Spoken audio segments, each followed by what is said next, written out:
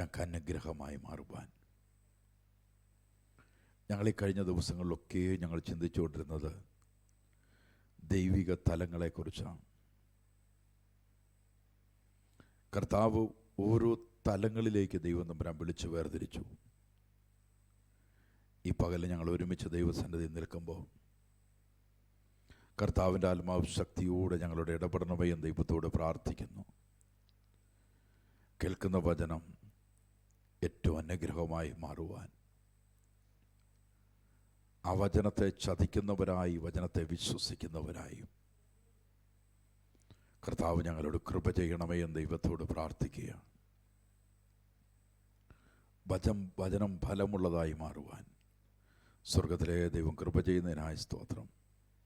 സകല മഹത്വം അങ്ങേക്ക് നൽകുന്നത് യേശുവിൻ നാമത്തിൽ തന്നെ. ആമേൻ ആമേൻ. വീണ്ടും വരുന്ന കർത്താവിൻ്റെ നാമം വാഴ്ത്തപ്പെടുവാറാകട്ടെ. കഴിഞ്ഞ ആഴ്ചകളിൽ നമ്മൾ ചിന്തിച്ചുകൊണ്ടിരുന്നത് ആമേൻ നെക്സ്റ്റ് ലെവൽ, അടുത്ത തലം.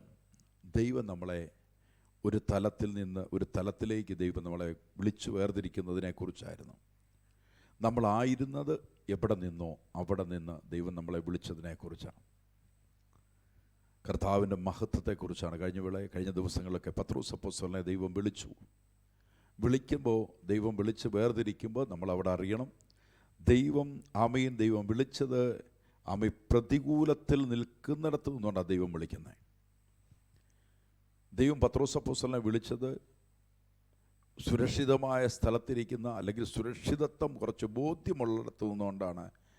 പ്രതിസന്ധിക്കകത്തേക്ക് പത്രോസിനെ വിളിക്കുമ്പോൾ പത്രോസ് യേശുവിനരികിലേക്ക് നടക്കുന്നു, അല്ലെങ്കിൽ കടലിൻ്റെ മീതെ യേശുവിനരികിലേക്ക് വരിക എന്ന് യേശു പറയുമ്പോൾ അവരങ്ങ് നടക്കുന്നു.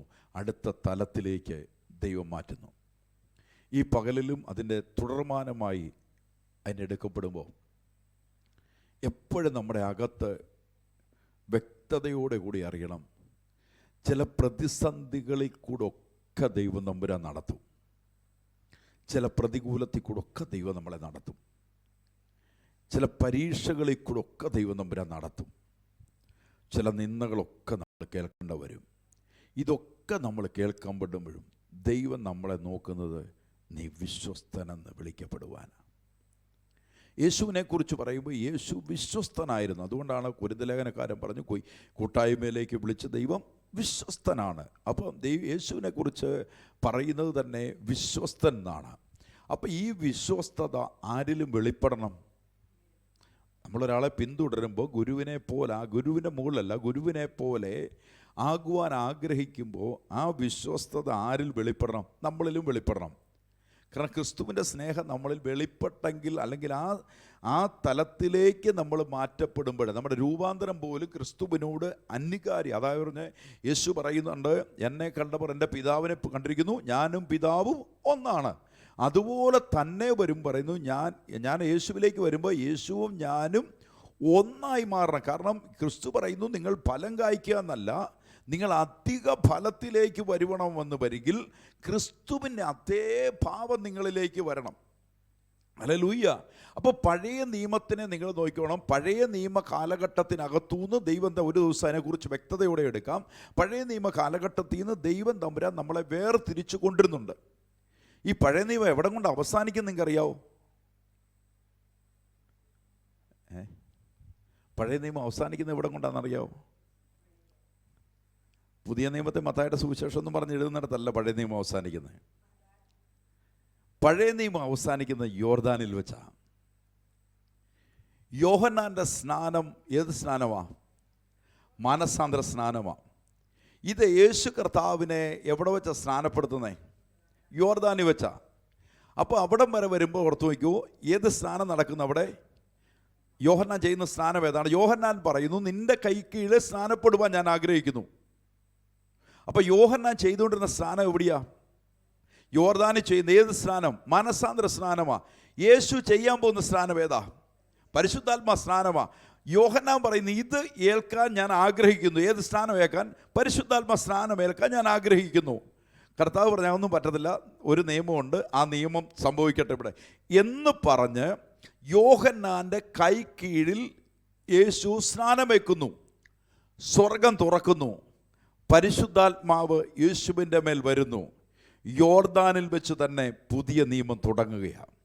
പുരണത്ത് വെച്ച് അവസാനിക്കപ്പെടുകയും അവിടെ വച്ച് തുടങ്ങപ്പെടുകയും ചെയ്യുന്നതാണ് പുതിയ നിയമം തുടങ്ങുന്ന അവിടെയാണ്. ഈ പകലിൽ നമ്മുടെ അകത്തറിയണം, നമ്മൾ ക്രിസ്തുവിലേക്ക് വരുമ്പോൾ പുതിയത് ദൈവം നമ്മളിലേക്ക് തുടങ്ങാൻ പോവുകയാണ്. ഹല്ലേലൂയ. പഴയതൊന്നുമല്ല, പഴയതിലുമല്ല, പഴയ പ്രമാണത്തിലുമല്ല, ഇപ്പോഴും പഴയ പ്രമാണത്തിനകത്ത് നിൽക്കുന്നുണ്ട്. പുതിയ നിയമസഭകൾ പോലും പഴയ പ്രമാണത്തിനകത്താണ് നിൽക്കുന്നത്. നമ്മുടെ അകത്ത് നല്ലവണ്ണം അറിയണം. പഴയ നിയമത്തിനകത്ത് ദശാംശം എന്ന് പറയുന്നൊരു സബ്ജക്റ്റ് ഉണ്ട്. ഞാൻ അതെല്ലാം എടുക്കാൻ വരുന്നത് പുതിയ നിയമത്തിലേക്ക് വരാൻ പോവുക. കാരണം പുതിയ നിയമത്തിനകത്ത് അങ്ങനെ ഒന്നില്ല. കാരണം നിങ്ങൾക്ക് എന്തുണ്ടെങ്കിലും അതല്ല ആരുടേതാ? ക്രിസ്തുവിൻ്റെതായി മാറി. പഴയ നിയമത്തിനകത്ത് ദശാംശം കൊടുക്കുമ്പോൾ നമ്മളെ പൂർണ്ണമായിട്ടും ആര് വിലയ്ക്ക് മേടിച്ചു കഴിഞ്ഞു? കർത്താവ് വിലയ്ക്ക് മേടിച്ചു കഴിഞ്ഞു. കർത്താവിനുള്ള അത് അവിടെ കൊണ്ട് അവസാനിക്കപ്പെടുകയാണ്. പുതിയ നിയമത്തിലേക്ക് നമ്മൾ വന്നു. ഇപ്പം പുതിയ നിയമത്തിലേക്ക് വരും, നമ്മളിൽ മൊത്തത്തിൽ ചേഞ്ച് ഉണ്ടാവും. നമ്മൾ മൊത്തത്തിൽ പത്രോസിനെ നോക്കിയാൽ പത്രോസ് പഴയത് ഇതിന് പുതിയതിലേക്ക് വരുക. പുതിയതിലേക്ക് വരുമ്പോൾ പ്രതികൂലത്തിന്, ഇന്നലെ വരെ പഴയ നിയമത്തിൽ കടലിൻ്റെ മുകളിൽ നടക്കാത്ത ഒരുവൻ കർത്താവ് വിളിക്കുന്നു, വരകാൻ പറയുമ്പോൾ പ്രതികൂലത്തിൻ്റെ മുകളിൽ കൂടെ പത്രോസ് അപ്പോസ്തലനെ യേശു കർത്താവ് നടക്കാൻ വിളിക്കുന്നു, വരിക എന്ന് പറയുന്നു. പ്രതിസന്ധിയുടെ മുകളിലേക്കും നടത്തിക്കൊണ്ടുവരുന്നൊരു തലം കണ്ടോ? അപ്പം എന്തിലുണ്ടാകും? വ്യക്തമായ ചില ചേഞ്ചുകളെ ആര് ചെയ്തുകൊണ്ടേയിരിക്കും? ദൈവം ചെയ്തുകൊണ്ടിരിക്കും. പുതിയ നിയമത്തിൽ എപ്പോഴും നിങ്ങൾ അറിയണം, പുതിയ നിയമം അടുത്ത തലത്തിനകത്താണ്, പഴയ തലത്തിനകത്തല്ല. പഴയതിനകത്ത് ഞാൻ ഇതിനെ കണ്ടിന്യൂഷനായിട്ട് കുറേ ദിവസങ്ങൾ പഠിപ്പിക്കാൻ ആഗ്രഹിക്കുന്നുണ്ട്. പഴയ കൽപ്പനകൾ, മോശയോട് പറഞ്ഞ കൽപ്പനകളെ തുടർമാനങ്ങളായി വന്ന് യേശു ക്രിസ്തുവിലുള്ളത്, ഇതെല്ലാം ഒന്ന് അകത്ത് നിങ്ങളുടെ അറിയണം. നല്ലവണ്ണം വചനത്തിൻ്റെ അകത്ത് തിരിച്ചറിയണം. ഇവിടെ പറയുന്ന വാക്കിനകത്തൊക്കെ നമ്മൾ നോക്കും, പറയും നമ്മളെ ഏതിലേക്കാണ്, നമ്മളിപ്പോൾ എവിടെയാണ് നിൽക്കുന്നത്? പുതിയ നിയമത്തിലാണ്. പുതിയ നിയമത്തിൻ്റെ ശുശ്രൂഷകന്മാർ ആക്കുവാൻ നമുക്ക് യോഗ്യതയല്ല. ആരാക്കി വെച്ചു? യേശു കർത്താവ് നമ്മളെ ആക്കി വെച്ചു. പുതിയ നിയമത്തിൻ്റെ ശുശ്രൂഷകന്മാർ. അത് കല്ലുകളിൽ എഴുതിയതല്ല, മാംസം അകത്ത് ഹൃദയത്തിൽ എഴുതിയതാണ്. അപ്പോൾ ഈ പുതിയ നിയമ തലത്തിനകത്താണ് ഇപ്പം നമ്മൾ നിൽക്കുന്നത്. ഏത് തലത്തിൽ വന്നു? പഴയതിൽ നമ്മൾ പുതിയതിനകത്ത് വന്നു. ഇനിയും പഴയതിലേക്കല്ല, നമ്മൾ പുതിയതിലേക്കാണ് പോകുന്നത്. പഴയ നിയമത്തിലെ പിതാക്കന്മാർ വരവിനെ കാത്തിരുന്നിട്ടില്ല, ദൈവരാജ്യത്തെ കാത്തിരുന്നിട്ടില്ല. എന്നാൽ പുതിയ നിയമത്തിൻ്റെ ശുശ്രൂഷകളിലേക്ക് നോക്കിയേ, പഴയ നിയമത്തിലുള്ള ദാവീദിനോ അല്ലെങ്കിൽ അങ്ങനെയുള്ള ആരും തന്നെ രാജാവിൻ്റെ വരവിനായി, ദൈവ ഭർത്താവിൻ്റെ വരവിനായി കാത്തിരുന്നില്ലെങ്കിൽ, ഇന്ന് പകൽക്കാലം നമ്മുടെ അകത്തറിയണം, യേശു പോയിരിക്കും നമുക്കൊരു ഭവനം പണിയാനാണ്. പിതാവിന് അനേക വാസസ്ഥലമുണ്ട്. അത് ഒരുക്കിയതിന് ശേഷം നമ്മളെ ചേർക്കുവാൻ വരും. ഈ പ്രത്യാശയാണ് പുതിയ നിയമ ശുശ്രൂഷയ്ക്കകത്തുണ്ടാകേണ്ടത്. പുതിയ നിയമത്തിനകത്ത് നിൽക്കുന്നവരാണ് യേശുവിൻ്റെ വരവിനായി കാത്തിരിക്കുന്ന മണവാട്ടിമാരാണ് നമ്മൾ. ഏതു സമയവും അവൻ വരാൻ ഒരുക്കമാണ്. ഏതു സമയവും അവൻ വന്നു ചേരും. അവൻ നമ്മളെ ചേർക്കുവാനാണ് വരുന്നത്. അതുകൊണ്ട് ഞാൻ പറയുന്നത്, പഴയ നിയമത്തിൽ ഇല്ലാത്തത് പുതിയ നിയമത്തിൽ പ്രത്യാശയുള്ളവരുടെ ജീവിതമാണ് പുതിയ നിയമത്തിൻ്റെ ശുശ്രൂഷ. ഹല്ലേലൂയ. ഇന്ന് വിശ്വസിക്കുന്നവർക്ക് ഞാൻ കർത്താവിനെ സ്തോത്രം ചെയ്യുക. യോർദാനിൽ അവസാനിച്ചതിനെ യോർദാനിൽ നിന്ന് എടുക്കുവാനല്ല ഇന്ന് പകൽ. അതുകൊണ്ട് യേശു കർത്താവ് വന്നിട്ട് പറഞ്ഞു, ദൈവരാജ്യം സമീപിച്ചിരിക്കുകയാ, മാനസാന്തരപ്പെടുവീൻ. ഹല്ലേലൂയ. ഇന്നലെ പറയുക, എന്നിലും എന്നെ അയച്ചവരിലും വിശ്വസിക്കുന്നവരായി മാറണം. ഹല്ലേലൂയ. ഇന്ന് പകൽക്കാലം പരിശുദ്ധാത്മാവിൽ എത്ര പേർ അറിയുന്നുണ്ട്? യേശുവിനെ വിശ്വസിക്കുന്നതാണ്, യേശുവിൽ വിശ്വാസത്തിൽ ഉറയ്ക്കുന്നതാണ് സകലവും മോചനമായി വരുന്നത്. യേശു ക്രിസ്തുവിന്റെ രക്തത്താലാണെങ്കിൽ ഇന്ന് പകൽ ആത്മാവിനകത്തറിയണം, ഞാൻ ഒരു ഉടമ്പടിക്കകത്തുള്ളവനാണ്. ഏതുടമ്പടിയിൽ? പുതിയ നിയമ ഉടമ്പടിക്കകത്തുള്ളവനാണ്. ഹല്ലേലൂയ. ഇന്ന് പകൽക്കാലം അറിയണം, എന്നെ വിളിച്ചു ചേർത്തിരുന്നത് രാജകീയ പുരോഹിത വർഗമായിട്ടാണ്. പഴയ നിയമത്തിനകത്തില്ല. പഴയ നിയമത്തിൽ ദാസന്മാരാണെങ്കിൽ പുതിയ നിയമത്തിൽ നമ്മളായിരിക്കുന്ന മക്കളാണ്. എത്ര പേർ ആമീൻ പറഞ്ഞ് ഏറ്റെടുക്കാൻ റെഡിയാകുന്നുണ്ട്? പഴയ നിയമത്തിന്റെ ശീലകൾക്കകത്ത് എഴുതപ്പെട്ടിരിക്കുന്നത് ദാസന്മാരാണെങ്കിൽ ഇന്ന് പകൽ യേശുവിന്റെ രക്തത്താൽ വിലയ്ക്ക് മേടിക്കപ്പെട്ട നിങ്ങൾ ദാസന്മാരെന്ന് നിങ്ങളെ ഞാൻ വിളിക്കത്തില്ല, നിങ്ങളെ സഹോദരന്മാരെന്ന് വിളിക്കോ. ആരുടെ സഹോദരന്മാര്? ക്രിസ്തുവിന്റെ സഹോദരന്മാർ. പുത്രന്മാരെന്നോ ആമീൻ പിതാവിന്റെ മക്കളെന്നോ. അതുകൊണ്ട് ബൈബിൾ പറയുന്നു, അവനെ കൈക്കൊണ്ട് അവന്റെ നാമത്തിൽ വിശ്വസിക്കുന്ന ഏവരും ദൈവ മക്കളാകുവാൻ അവൻ അധികാരം കൊടുത്തിരിക്കുകയാണ്. ഇന്ന് പകൽ ആത്മാവിനകത്തറിഞ്ഞ് ഞാൻ പഴയ നിയമത്തിലെ ദാവീദിന്റെ കാര്യം പറയാനല്ല ഞാൻ നിൽക്കുന്നത് യേശുവിനെ പറയുവാനാണ്.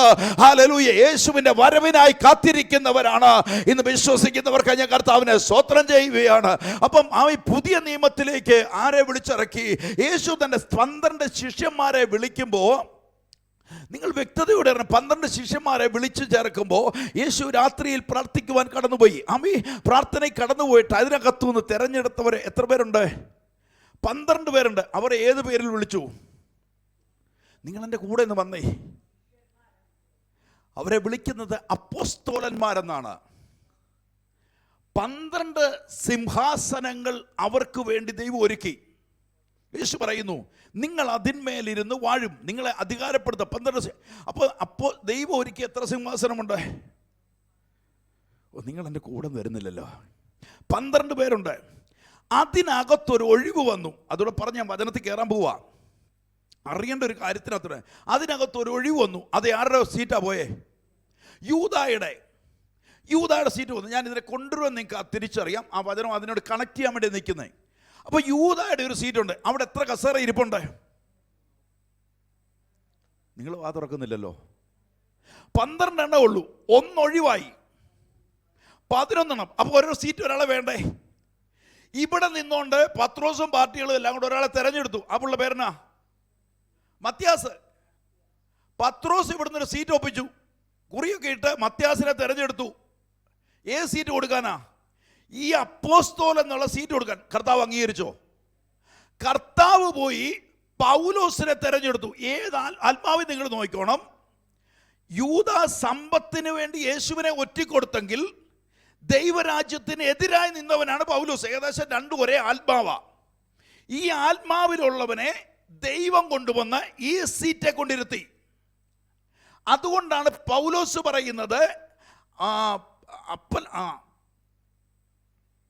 പൗലോസിന്റെ വായിൽ പറയുന്നു, അമ്മേ അപ്പോസ്തലന്മാരിൽ ആരാന്ന് പറയുന്നു? അപ്പോസ്തലന്മാരിൽ ഏറ്റവും ചെറിയവൻ ഞാൻ തന്നെ. എന്നിട്ട് പൗലോസ് പറയാ, അപ്പോസ്തലൻ എന്ന് വിളിപ്പാൻ പോലും ഞാൻ യോഗ്യനല്ല. അപ്പൊ എത്ര സീറ്റ് ദൈവം വെച്ചിട്ടുണ്ട്? ഉണ്ടല്ലോ. പിന്നിങ്ങോട്ട് വന്ന ഒന്നും അപ്പോസ്തലന്മാരുടെ ലിസ്റ്റിൽ കൂട്ടലിൽ ഒത്തിരി അപ്പോസ്തലന്മാർ ഭൂമിയിൽ വന്നിട്ടുണ്ട്. പിടികിട്ടുന്നവർക്ക് ഞാൻ കർത്താവിനെ സ്തോത്രം ചെയ്യുക. ഒത്തിരി പേരുകൾക്കകത്ത് മനുഷ്യൻ ഇട്ടിട്ടുണ്ട് അപ്പോസ്തോലൻ.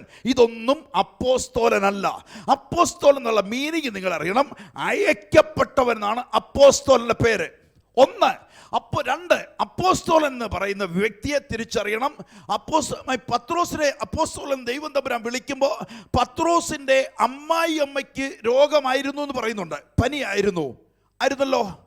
അപ്പം അവിടെ ആ കുടുംബത്തിനകത്ത് യേശു പോയി അമ്മായിയമ്മയ്ക്ക് സൗഖ്യമാക്കി. എന്നാൽ പത്രോസിനെ ഇങ്ങോട്ട് വിളിച്ചു, ദൈവം വേർതിരിച്ചു. അപ്പോസ്തലൻ എന്ന പേര് വിളിച്ചതിന് ശേഷം ഈ കുടുംബത്തെ ഒന്നും അവിടെ കണ്ടില്ല. പിടികിട്ടിയോ? സകലതും പത്രോസ് ചോദിക്കുന്നുണ്ട്. പത്രോസ് ഒരു ചോദ്യം ചോദിക്കുന്നൊരു വാക്കുണ്ട്, സകലവും വിട്ടെറിഞ്ഞ് നിന്നെ ഞങ്ങൾ പിന്തുടർന്നാൽ. പിടികിട്ടിയോ?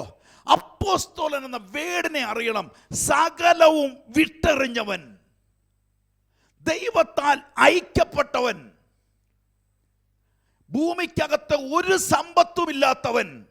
അതുകൊണ്ട് ദൈവം പറയുന്നു, നീ ചെല്ലുമ്പോൾ നിനക്ക് അവിടെ സഹോദരന്മാരും സഹോദരിമാരും അമ്മയും അപ്പനും എല്ലാം നിനക്ക് തരും. ആമി ഭവനത്തിനകത്തല്ല, മാമി പുറത്ത് ദൈവം തരുവാൻ പോവുക. അപ്പോസ്തലന്മാർ 12 എണ്ണമേ ഉള്ളൂ. ഇപ്പോൾ വരുന്ന അപ്പോസ്തലന്മാരല്ല. ഇന്ന് പകൽ ആത്മാവിനകത്ത് തിരിച്ചറിയണം, ദൈവം തെരഞ്ഞെടുക്കപ്പെട്ടത് 12 സിംഹാസനമുണ്ട്. 12 സിംഹാസനത്തിന്മേൽ ഇരുത്തിയിട്ടുണ്ട്. അവരത്ര അപ്പോസ്തലന്മാർ എന്ന് വിളിക്കപ്പെടുന്നത്. അപ്പോസ്തലന്മാർക്ക് ഈ ഭൂമിയിലെ ഒന്നും തന്നെ ഇല്ല. അമ്മി ഈ ഭൂമിയിലെ. അതുകൊണ്ട് അവരോട് പറയും, നിങ്ങൾ പോകുമ്പോൾ 2 ഉടുപ്പ് എടുക്കണ്ട, ഒന്നും എടുക്കണ്ട. ആര്? യേശുവിന് വേണ്ടി ഇറങ്ങിത്തിരിക്കുന്ന നെക്സ്റ്റ് ലെവലിലേക്ക് ദൈവം അവരെ മാറ്റുന്നു. ഇന്ന് പകലി ആത്മാവിനകത്ത് അറിയണം, ദൈവം വിളിച്ച് വേർതിരിക്കപ്പെടുമ്പോൾ, ദൈവം വിളിച്ച് ഒരാളെ കൊണ്ടുവരുമ്പോൾ പുതിയ നിയമത്തിൽ അടുത്ത തലത്തിലേക്കാണ് ദൈവം കൊണ്ടുവരുന്നത്. ഇന്ന് പകൽക്കാലം പരിശുദ്ധാത്മാവിനകത്തറിഞ്ഞ് നമുക്കൊരിക്കലും എത്ര അത്ഭുതങ്ങൾ ചെയ്താലും അടയാളങ്ങൾ ചെയ്താലും നമുക്ക് അപ്പോസ്തലൻ എന്ന് പറയുവാനുള്ള യോഗ്യത ആർക്കില്ല? നമുക്കില്ല. നമ്മൾ എവിടുമായിട്ട് ബന്ധിക്കപ്പെട്ടിരിക്കുന്നു? ഞാൻ എവിടുമായിട്ട് ബന്ധിക്കപ്പെട്ടിരിക്കുന്നു? ഞാൻ എൻ്റെ ഭവനവുമായിട്ട് ബന്ധിക്കപ്പെട്ടിരിക്കുന്നു, അല്ലേ? ഞാൻ എൻ്റെ ചർച്ചുമായിട്ട് ബന്ധിക്കപ്പെട്ടിരിക്കുന്നു. അപ്പോസ്തലന്മാരെങ്ങനെയെന്നറിയോ? അവരിങ്ങനെ യാത്ര ചെയ്തുകൊണ്ടിരിക്കും. തോമസിനെ നോക്കിയേ, നമുക്ക് ഏറ്റവും അടുത്തറിയാം തോമസിനെ. തോമസ് അവിടെ തിരിച്ചു എവിടേക്ക് വന്നു? ഈ ഭാരതത്തിലേക്ക് വന്നു. ശുശ്രൂഷ ഇവിടെ ചെയ്തു, ഇവിടെ മരിച്ചു, ഇവിടെ അടക്കപ്പെട്ടു. പുള്ളിയുടെ തിരിശേഷി അങ്ങോട്ട് കൊണ്ടുപോയില്ല. അവിടുന്ന് ആരും പറഞ്ഞുമില്ല മോർച്ചറി വെറിച്ചാൽ 5 ദിവസം കഴിയും ഫ്ലൈറ്റിൽ അങ്ങോട്ട് വിട്ടേക്കാൻ പറഞ്ഞ. കാരണം ആരാൽ ഐക്യപ്പെട്ടവനായി വന്നു? ദൈവത്താൽ ഐക്യപ്പെട്ടവനായി വന്നു. വേല തികച്ചു, ഓട്ടം ഓടി, ഓട്ടം തികച്ചു, വിശ്വാസം കാത്തു. നീതിയുടെ കിരീടം അവർക്കായി സ്വർഗത്തിലെ ദൈവം വെച്ചിരിക്കുന്നു. പൗലോസ് ഓട്ടക്കളത്തിൽ ഓടി. ഒരു ദിവസം പൗലോസ് തിമോഥെയോസ് ചെല്ലുമ്പോൾ പൗലോസിനെ അമ്മ അറ്റരികത്തേക്ക് കൊണ്ടുപോയിരിക്കുന്നു എന്നൊരു വാർത്ത പറയുന്നു. അവിടെ ചെല്ലുമ്പോൾ അമ്മ പൗലോസിന്റെ തിരച്ഛേദം ചെയ്തു കഴിഞ്ഞിരിക്കുന്നു. ഇന്ന് പകൽ പരിശുദ്ധാത്മാവിനകത്തറിയണം. അതുകൊണ്ട് ഞാൻ പറഞ്ഞ പുതിയ നിയമത്തിന്റെ ശുശ്രൂഷയും പുതിയ നിയമത്തിന്റെ വചനത്തിന്റെയും ആഴങ്ങളിൽ ഇറങ്ങി പഠിച്ച് അതിനകത്ത് ആത്മാവിൽ തിരയണം. എന്തുകൊണ്ട്? അടുത്ത തലത്തിലേക്ക് ദൈവം നിങ്ങളെ വിളിച്ചിരിക്കുന്നത്. ഇന്ന് പകൽ എത്ര പേര്, ഞാനിത് പറഞ്ഞു കൊണ്ടുവന്നിട്ട് നിങ്ങളുടെ അകത്തൊരു അറിവ് കിട്ടാൻ വേണ്ടിയാ ഞാൻ ഉദ്ദേശിക്കുന്നത്. ഈ ഭാഗത്തല്ല, ദൈവം നിങ്ങളെ വിളിച്ച് വേർതിരിക്കുന്ന അടുത്ത തലത്തിലേക്ക് എത്ര പേര് ആമീൻ പറഞ്ഞ് ഏറ്റെടുക്കാൻ റെഡിയാകുന്നുണ്ട്? ദൈവം നിങ്ങളെ വിളിച്ചത് പഴയതിനകത്തിരിക്കാനല്ല, പുതിയതിലേക്ക് പകരപ്പെടുവാനാ. പുതിയ ഒന്നിലേക്ക് ദൈവം ഉയർത്തുവാനാ. പുതിയ മണ്ഡലത്തിലേക്ക് ദൈവം കൊണ്ടുവരുവാനാ. എത്ര പേര് ആമീൻ പറഞ്ഞ് ഏറ്റെടുക്കാൻ റെഡിയാകുന്നുണ്ട്? അപ്പോസ്തലപ്രവൃത്തി 9-ാം അധ്യായത്തിന്റെ അപ്പോസ്തലപ്രവൃത്തി 9-ാം അധ്യായം അതിൻ്റെ 6-ാമത്തെ വാക്യം. അപ്പോസ്തലപ്രവൃത്തി 9-ാം അധ്യായത്തിന് 6-ാമത്തെ വാക്യം.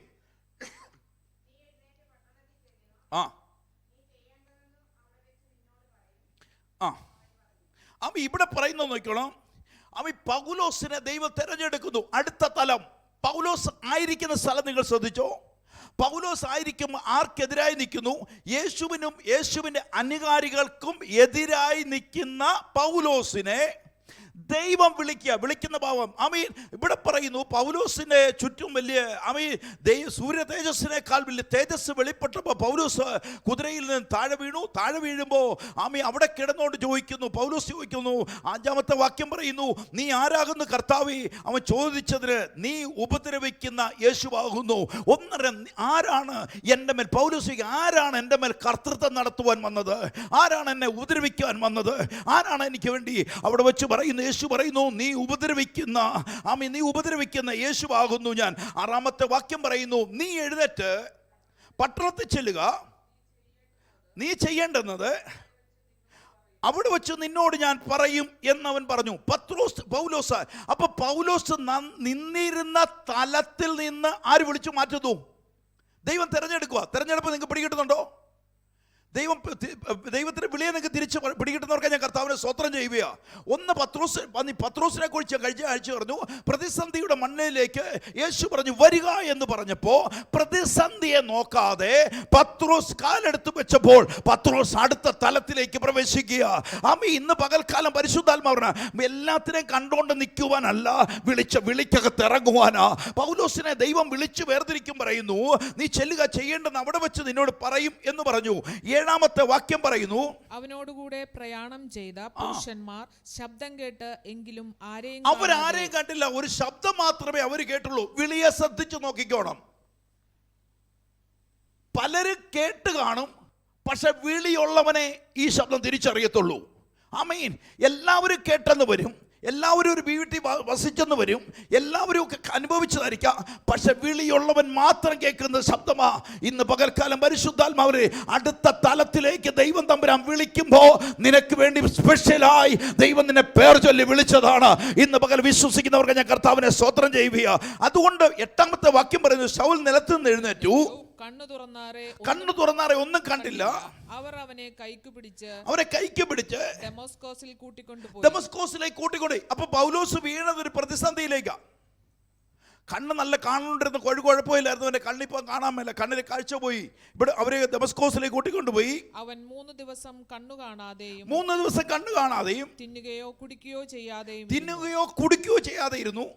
എന്നാൽ അനന്യാസ് എന്നൊരു ശിഷ്യൻ ആ. ദമസ്കോസിലുണ്ടായിരുന്നു. അനന്യാസ് എന്നൊരു ശിഷ്യൻ ദമസ്കോസിലുണ്ടായിരുന്നു. അവനെ കർത്താവ് ഒരു ദർശനത്തിൽ അനന്യാസേ എന്ന് വിളിച്ചു. അനന്യാസ് എന്ന് വിളിച്ചു. കർത്താവെ, അടിയനിതാ എന്ന് അവൻ വിളി കേട്ടു. അടിയനിതാ എന്ന് വിളി കേട്ടു. കർത്താവ് അവനോട്, നീ എഴുന്നേറ്റ് നേർവീതി എന്ന തെരുവിൽ ചെന്ന് യൂദായുടെ വീട്ടിൽ തർസോസുകാരനായ ശൗൽ എന്ന് പേരുള്ളവനെ അന്വേഷിക്കും. തർസോസുകാരനായ ശൗൽ എന്ന് പേരുള്ള ഒരുവനെ അന്വേഷിക്കാൻ കർത്താവ് പറയുന്നു. അവൻ പ്രാർത്ഥിക്കുന്നു. ഇവിടെ നിങ്ങൾ അടിയിൽ വരയിട്ടോണം. അവൻ പ്രാർത്ഥിക്കുന്നു. ഇവിടെ പറയുന്നു അവൻ പ്രാർത്ഥിക്കുന്നു. ഇവിടെ നിങ്ങളുടെ അകത്തറിയണം, ഇന്നലെ വരെ യേശുവിനും യേശുവിൻ്റെ അനുകാരികൾക്കും എതിരായി നിന്നിരുന്നവൻ ആമീൻ ദൈവത്താൽ പിടിക്കപ്പെട്ടപ്പോൾ അവൻ ചോദിക്കുന്നു, ആരാകുന്നു എൻ്റെ മേൽ കർത്തൃത്വം നടത്തിയത്? അവിടെ നിന്നൊരു അശരീരി പൗലോസ് കേൾക്കുന്നു. പൗലോസിനോട് പറയുന്നു, പൗലോസേ, നീ ഉപദ്രവിക്കുന്ന യേശുവാകുന്നു ഞാൻ. അപ്പോൾ നിങ്ങളുടെ അകത്ത് ഇപ്പോൾ തിരിച്ചറിയണം. 12-ാമത്തെ വാക്യം പറയുന്നു, അവൻ ആരോട് പ്രാർത്ഥിക്കാൻ തുടങ്ങി? നിങ്ങൾക്ക് പിടികിട്ടുന്നു അകത്തെ? പൗലോസ് ഇന്നലെ വരെ പ്രാർത്ഥിച്ച പ്രാർത്ഥന മാറി. അവനിന്ന് പ്രാർത്ഥിക്കാൻ തുടങ്ങിയത് യേശുവിനോട് പ്രാർത്ഥിക്കാൻ തുടങ്ങി. ഇവിടെ തുടങ്ങി. അവൻ പ്രാർത്ഥിക്കുന്നു. അനന്യാസ് എന്നൊരു പുരുഷൻ അവന് ദർശനം കൊടുത്തു. ഇതാണ് വെളിന്ന് ഞാൻ പറയുന്നതിന്റെ കാരണം. അവന് ദൈവം ഒരു ദർശനം കൊടുക്കുകയാ. പ്രാർത്ഥനയ്ക്കൊരു മറുപടി ഉണ്ട്. ഇന്ന് പ്രതിസന്ധിക്കകത്തിരിക്കുന്നെങ്കിൽ, പ്രതികൂലത്തിനകത്തിരിക്കുന്നെങ്കിൽ, ഈ പ്രതികൂലത്തിനകത്തുനിന്ന് വെളിപ്പെടുത്തി തരുന്ന ഒരു നല്ല ആത്മാവായ കർത്താവുണ്ട്. അത് നിനക്ക് വെളിപ്പെടും. പൗലോസ് ഇവിടെ പ്രതിസന്ധിക്കകത്ത. ഏതാ പ്രതിസന്ധി? പൗലോസിന് കണ്ണ് കാണാൻ മേല. ആരെങ്കിലും സഹായിച്ചാലേ ആഹാരം കഴിക്കാൻ പറ്റുള്ളൂ. ആരെങ്കിലും അവയെ കൊണ്ട് കുളിപ്പിച്ചാലേ കുളിക്കാൻ പറ്റുള്ളൂ. ഒന്നും ചെയ്യാൻ മേലാത്ത ഒരു അവസ്ഥ. 3 ദിനത്തോളം പൗലോസ് വേറിട്ടിരുന്നു. ഈ പൗലോസ് വേറിട്ടിരുന്നത് പ്രാർത്ഥിക്കുവാൻ വേണ്ടിയായിരുന്നു. ഇന്ന് ആത്മാവിനകത്ത് തിരിച്ചറിയണം, വിളിയുള്ളവനെ പ്രാർത്ഥിക്കാൻ പറ്റത്തുള്ളൂ. വിളിയുള്ളവനെ ദൈവവുമായിട്ട് കണക്ട് ചെയ്യാൻ പറ്റുള്ളൂ. ഇവിടെ ഇവൻ പറയുന്നു, പൗലോസ് പ്രാർത്ഥിക്കുവാൻ തുടങ്ങി. വായിച്ചേ. അനന്യാസ് എന്നൊരു പുരുഷൻ അകത്തു വന്ന് താൻ കാഴ്ച പ്രാപിക്കേണ്ടതിന് തന്റെ മേൽ കൈവയ്ക്കുന്നത് അവൻ കണ്ടിരിക്കുന്നു. അവനൊരു ദർശനം ദൈവം കൊടുക്കുക. അപ്പൊ കണക്ട് ചെയ്യുന്ന നിങ്ങൾ നോക്കിയേ, ഏത് പോസ്റ്റിലേക്ക് കൊണ്ടുവരിക ദൈവം? യൂദായെ മാറ്റിയ സ്ഥലത്തേക്ക് അപ്പോസ്തലനായിട്ട് പൗലോസിനെ ദൈവം കൊണ്ടുവരിക. പിന്നീട് ഒരിക്കലും ഒരു വിശദമായിട്ട് ഇത് ഞാൻ എടുത്തു പറയാം. അപ്പൊ ഇവിടെ കൊണ്ടുവന്നിട്ട് പറയുന്നു, പൗലോസിന്റെ പ്രാർത്ഥനയ്ക്കകത്ത് ആരുടെ ദർശനം വന്നു? യേശു കർത്താവിന്റെ ദർശനം വരിക. ആരാ വരുന്നേ? അനന്യാസ് എന്ന പേരുള്ള ഒരു മനുഷ്യൻ വന്നിട്ട് തന്റെ മേൽ കൈവയ്ക്കുന്നു, അവൻ കണ്ടിരിക്കുന്നു എന്ന് കൽപ്പിച്ചു. ആര്? ഇപ്പം അനന്യാസിനെ ആര് കണ്ടു കഴിഞ്ഞു? പൗലോസ് കണ്ടു കഴിഞ്ഞു. അകക്കണ്ണിനകത്ത് കണ്ടു കഴിഞ്ഞു. പൗലോസ് വരുന്നതും അനന്യാസിനെ കൈവെക്കുന്നതും അവൻ സൗഖ്യമാകുന്നത് കണ്ടു കഴിഞ്ഞിരിക്കുന്നു. അതിന് അനന്യാസ് 13-ാമത്തെ വാക്യം പറയുന്നു. അതിന് അനന്യാസ്, കർത്താവേ, ആ മനുഷ്യൻ യെരൂശലേമിൽ നിന്റെ വിശുദ്ധന്മാർക്ക് എത്ര ദോഷം ചെയ്തു എന്ന് പലരും പറഞ്ഞ് ഞാൻ കേട്ടിരിക്കുന്നു. പൗലോസ് നിന്ന തലം നിങ്ങൾ നോക്കിയേ. പൗലോസ് നിന്നത് തൻ്റെ വിശുദ്ധന്മാർക്ക്, കർത്താവിൻ്റെ വിശുദ്ധന്മാർക്ക് എതിരായി നിന്ന തലത്തിൽ നിന്ന് ദൈവം പൗലോസിനെ വിളിച്ചു വേർപെടുത്തുകയാ. എന്ന് പറഞ്ഞാൽ അടുത്ത തലത്തിലേക്ക് കൊണ്ടുവരുക, നെക്സ്റ്റ് ലെവലിലേക്ക്. നിങ്ങൾ ആരാധിച്ചുകൊണ്ടിരുന്ന പലതിൻ്റെയും മുന്നിൽ നിന്ന്, നിങ്ങൾ ആരാധിച്ചുകൊണ്ടിരുന്ന വിഗ്രഹങ്ങളുടെ മുന്നിൽ നിന്ന്, നിങ്ങൾ വിശുദ്ധന്മാരെന്ന് പറയുന്നവരുടെ പുറകെ നടന്നിരുന്ന കാലത്തിൽ നിന്ന് ദൈവം നിങ്ങളെ വിളിച്ച് വേർതിരിച്ചു മറ്റൊരു തലത്തിൽ കൊണ്ടുവന്നു. പഴയ തലത്തിലല്ല നിങ്ങൾ നിൽക്കുന്നത്. മറ്റൊരു തലത്തിലേക്ക് ദൈവം കൊണ്ടുവന്നു. അനേകർക്ക് തുറക്കപ്പെടാൻ, അനേകർ ഇത് കേട്ടിട്ടുണ്ട്, അനേകർ സുവിശേഷം കേട്ടിട്ടുണ്ട്. പക്ഷേ അനേകർ എന്തിലേക്ക് വന്നില്ല? കർത്താവിന് അരികിലേക്ക് വന്നില്ല. ഇത് പറയുന്നത് വിശുദ്ധന്മാർക്ക് എത്രയോ ദോഷം ചെയ്തു എന്ന് പലരും പറഞ്ഞു. ഞാൻ കേട്ടിരിക്കുന്നു. അനന്യാസ് പറയുക, ഇവിടെയും നിന്റെ നാമത്തെ വിളിച്ചപേക്ഷിക്കുന്നവരെയൊക്കെയും പിടിച്ചു കെട്ടുവാൻ, നിന്റെ നാമത്തെ വിളിച്ചപേക്ഷിക്കുന്നവരെയൊക്കെയും പിടിച്ചു കെട്ടുവാൻ അവന് മഹാപുരോഹിതന്മാരുടെ അധികാരപത്രമുണ്ട് എന്ന്. മഹാപുരോഹിതന്മാർ അധികാരപത്രമുണ്ട് എന്ന് പറഞ്ഞു. കർത്താവ് അവനോട്, നീ പോക, അവൻ എന്റെ നാമം ജാതികൾക്കും രാജാക്കന്മാർക്കും ഇസ്രായേൽ മക്കൾക്കും മുമ്പിൽ വഹിപ്പാൻ ഞാൻ തിരഞ്ഞെടുത്തിരിക്കുന്ന പാത്രമാകുന്നു. ഇവിടെയാണ് നിങ്ങൾ അറിയേണ്ടത്, പൗലോസിനെ മറ്റൊരു തലത്തിലേക്ക് ദൈവം കൊണ്ടുവരാൻ പോവുക. അപ്പൊ ഒരു വിളിയെ നിങ്ങളുടെ അകത്ത് ദർശിക്കുന്നുവോ? അനനിയാസിനെ ദൈവം ആമേ പറഞ്ഞു വിടുമ്പോ പറയുന്നു, കർത്താവിനോട് അന്വേഷണം പറയാ, നീ പോക, അവൻ എൻ്റെ നാമം ജാതികൾക്കും രാജാക്കന്മാർക്കും ഇസ്രായേൽ മക്കൾക്കും മുമ്പിൽ വഹിപ്പാൻ ഞാൻ തിരഞ്ഞെടുത്തിരിക്കുന്ന ഒരു പാത്രമാണ്. അവിടാണ് നിങ്ങൾ അറിയുന്നത്, ഒരു തെരഞ്ഞെടുപ്പ് അവിടെ നടന്നു പൗലോസിന്റെ മേൽ. പൗലോസ് എന്താണെന്നുള്ള ദൈവത്തിന് വിഷയമല്ല. ഇന്ന് പകൽക്കാലം പരിശുദ്ധാത്മാവിൽ അറിയോ, നിങ്ങൾ എന്താണെന്നുള്ളതൊന്നും തമ്പുരാന്റെ വിഷയമല്ല. നിങ്ങളെ ആരാക്കി മാറ്റുവാൻ പറ്റുമെന്നാണ് കർത്താവിന്റെ പദ്ധതി. ഹല്ലേലൂയ. എന്നിട്ട് പറഞ്ഞു, എൻ്റെ നാമത്തിന് വേണ്ടി അവൻ എന്തെല്ലാം കഷ്ടം അനുഭവിക്കേണ്ടതാകുന്നു എന്ന് ഞാൻ അവനെ കാണിക്കുമെന്ന് പറഞ്ഞു. 17. അങ്ങനെ അനന്യാസ് ആ വീട്ടിൽ ചെന്ന് അവന്റെ മേൽ കൈവച്ചു. ശൗലേ സഹോദര, നീ കാഴ്ച പ്രാപിച്ച് പരിശുദ്ധാത്മ പൂർണ്ണനാകേണ്ടതിന് നീ വന്ന വഴിയിൽ നിനക്ക് പ്രത്യക്ഷനായ യേശു എന്ന കർത്താവ് എന്നെ അയച്ചിരിക്കുന്നു. നിന്റെ മേൽ കർത്തൃത്വം നടത്താൻ പോകുന്നവനാണ് എന്നെ അയച്ചിരിക്കുന്നത്. പൗലോസിനോട് പറയുക, പൗലോസേ, നിന്റെ മേൽ ഇനിയും മുതൽ കർത്തൃത്വം നടത്താൻ പോകുന്നവനാണ് എന്നെ അയച്ചിരിക്കുന്നത് എന്ന് പറഞ്ഞ് അവൻ്റെ മേൽ കൈവച്ച് പ്രാർത്ഥിക്കുമ്പോൾ ഉടനെ അവൻ്റെ കണ്ണിൽ നിന്ന് ചെതുമ്പൽ പോലെ ആമി പോലെ വീണു, കാഴ്ച ലഭിച്ചു. അവൻ എഴുന്നേറ്റിട്ട് അവൻ എന്ത് ചെയ്തു? സ്നാനമേൽക്കുകയും ആഹാരം കൈക്കൊണ്ട് അവൻ സ്നാനമേറ്റു, ആഹാരം കൈക്കൊണ്ടു. അടുത്ത തലത്തിലേക്ക്, ഒരു തലത്തിൽ നിന്നവനെ അടുത്ത തലത്തിലേക്ക് കൊണ്ടിരുന്ന ദൈവമാണ്. ഇന്ന് പകൽക്കാലം പറയണം, മനുഷ്യനല്ല നിങ്ങളുടെ ജീവിതത്തെ മാറ്റുന്നത്, സ്വർഗമാണ്. ഹല്ലേലൂയ. മനുഷ്യനല്ല നിങ്ങളുടെ ആശ്രയം വെക്കേണ്ടത്, ആശ്രയം യേശുവിലായി മാറണം. ആമേ, പൗലോസിനെ എനിക്ക് ഏറ്റവും എന്നെ ആകർഷിച്ചതും ഞാൻ പല പ്രാവശ്യം വായിച്ചു നോക്കിയൊരു സബ്ജക്റ്റ് ഇതാ. പൗലോസ് ചോദിക്കുന്നു, ആരാണ് എൻ്റെ മേൽ കർത്തൃത്വം നടത്താൻ ഇത്ര ധൈര്യമെന്ന് ചോദിക്കുമ്പോൾ അവിടെ ഒന്ന് പറയുന്നു, നീ ഉപദ്രവിക്കുന്ന യേശുവാണ്. പൗലോസിൻ്റെ ശൈലി മാറി, പൗലോസിൻ്റെ പ്രാർത്ഥന യേശുവിനോടായി മാറി. പ്രാർത്ഥിക്കുന്ന പൗലോസിന് ആമി ദൈവ ദർശനത്തെ കൊടുക്കുന്നു. ദൈവം അവനെ വിളിച്ചു വേർതിരിക്കുന്നു അടുത്ത തലത്തിലേക്ക്, നെക്സ്റ്റ് ലെവലിലേക്ക്. ഇന്നലെ ആരായിരുന്നോ അവനല്ല ഇന്നു മുതൽ പൗലോസായി മാറുന്നത്. ഇന്ന് പകൽക്കാലം പരിശുദ്ധാത്മാവിനകത്ത് നിങ്ങൾ ഇന്ന് പകൽ തിരിച്ചറിയണം, നിങ്ങളുടെ പഴയ തലത്തിനകത്തുനിന്ന് ദൈവം ഇന്ന് പഴയ തലത്തിൽ നിൽക്കുവാനല്ല, പുതിയ ഒന്നിലേക്ക് ദൈവം മാറ്റുവാൻ പോകുക. എത്ര പേര് ആമീൻ പറഞ്ഞ് ഏറ്റെടുക്കാൻ റെഡിയാകുന്നുണ്ട്? ഈ സഭയോട് വേണേലും ആത്മാവിനകത്തൊരു ദൂത് പറയാ, ആമീൻ, അടുത്ത തലത്തിലേക്ക് ദൈവ സഭയെ മാറ്റാൻ പോകുകയാണ്. അടുത്ത ലെവലിലേക്ക് ദൈവം മാറ്റാൻ പോകുകയാണ്.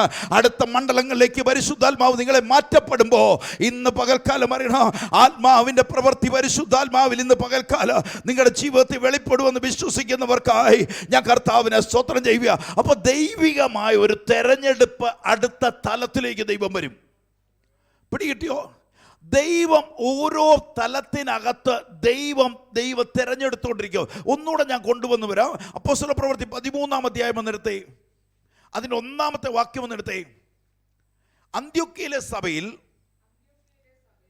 ബർന്നബാസ്, നീഗർ എന്നു പേരുള്ള ശീമോൻ, കുറേനക്കാരനായ ലൂക്യോസ്, ഇടപ്രഭുവായ ഹെരോദോവോടുകൂടെ വളർന്ന മനായേൽ, ശൗൽ എന്നീ പ്രവാചകന്മാരും ഉപദേഷ്ടാക്കന്മാരും ഉണ്ടായിരുന്നു. അവർ കർത്താവിനെ ആരാധിച്ചും ഉപവസിച്ചും കൊണ്ടിരിക്കുമ്പോൾ ഞാൻ ബർന്നബാസിനെയും ശൗലിനെയും വിളിച്ചിരിക്കുന്ന വേലയ്ക്കായിട്ട് അവരെ എനിക്ക് വേർതിരിപ്പിൻ എന്ന് പരിശുദ്ധാത്മാവ് പറഞ്ഞു. അപ്പോൾ ആത്മാവിന്റെ തലം നിങ്ങൾ നോക്കിയേ. ഇത് ഇപ്പൊ നമ്മൾ അകത്ത് നിങ്ങൾ ചിന്തിച്ചോണം, ഒരാടെ ഇരിക്കുന്ന ശുശ്രൂഷ അടുത്ത ആൾക്ക് കൊടുക്കാൻ പറ്റത്തില്ല. എങ്ങനെ കൊടുക്കുന്നേ? ഇപ്പൊ എൻ്റെ പിള്ളേർ നിൽക്കുക, ഞാൻ ഈ ശുശ്രൂഷ ചെയ്യുന്നത്, എനിക്ക് അടുത്ത പിള്ളേർക്ക് കൊടുക്കാൻ പറ്റുമോ? ഇല്ല. ഇത് ആരുടെ വിളിയായിരിക്കണം? ദൈവത്തിന് പരിശുദ്ധാത്മാവിൻ്റെ വിളിയായിരിക്കണം. ഇത് ഇങ്ങനെ പശ്ചാത്തലം അനുസരിച്ച് കുടുംബ പശ്ചാത്തലത്തിൽ കൈമാറി കൊടുക്കുന്ന ഒരു ശുശ്രൂഷയല്ല. ദൈവം വിളിച്ച് വേർതിരിച്ച് കൊടുക്കുന്നതാണ്. നിങ്ങളുടെ അകത്ത് നല്ലവണ്ണം അറിയണം. ദൈവം വിളിച്ച് വേർതിരിക്കുന്നവർക്ക് വേണ്ടി വെച്ചിരിക്കുന്ന ശുശ്രൂഷയാ. ഇവിടെ പറയുന്നു, അവർ കർത്താവിനെ ആരാധിച്ചു ഉപവസിച്ചു കൊണ്ടിരിക്കുമ്പോൾ അവരുടെ മേൽ കൈവച്ച് ഞാൻ ബർന്നബാസിനെ ശൗലിനെയും വിളിച്ചിരിക്കുന്നു വേലക്കായിട്ട്, അവരെ എനിക്ക് വേർതിരിപ്പീൻ എന്ന് പരിശുദ്ധാത്മാവ് അവരോട് പറഞ്ഞു. അപ്പം ഇവർ ഇന്നലെ വരെ നോക്കി ഇവരെങ്ങനെ ഇരുന്നോണ്ടാ? ദൈവത്തെ ആരാധിച്ചും ഉപവസിച്ചും ഒക്കെ നിന്നോണ്ടിരുന്നവരാ. അവരെ ദൈവം എന്ത് ചെയ്യാൻ പോവാ? അടുത്ത തലത്തിലേക്ക് ഇവരെ മാറ്റാൻ പോവുക. നിങ്ങൾ എൻ്റെ കൂടുണ്ടോ? അടുത്ത തലത്തിലേക്ക് ഇവർ ഉപവസിക്കുന്ന സാധാരണ വിശ്വാസത്തിനകത്ത് ഇവർ വചനമൊക്കെ കേട്ട് പ്രാർത്ഥിച്ചൊക്കെ ഇരിക്കുന്ന ഇവരെ എന്ത് ചെയ്തു? ദൈവം വിളിച്ചിട്ട് അവരോട് പറയുവാണ്, ഇവരെ എന്ത് ചെയ്യാൻ പോവാ? അവരെ വേലയ്ക്കായിട്ട് അവരെ വേർതിരിപ്പീൻ എന്ന് പരിശുദ്ധാത്മാവ് പറഞ്ഞു.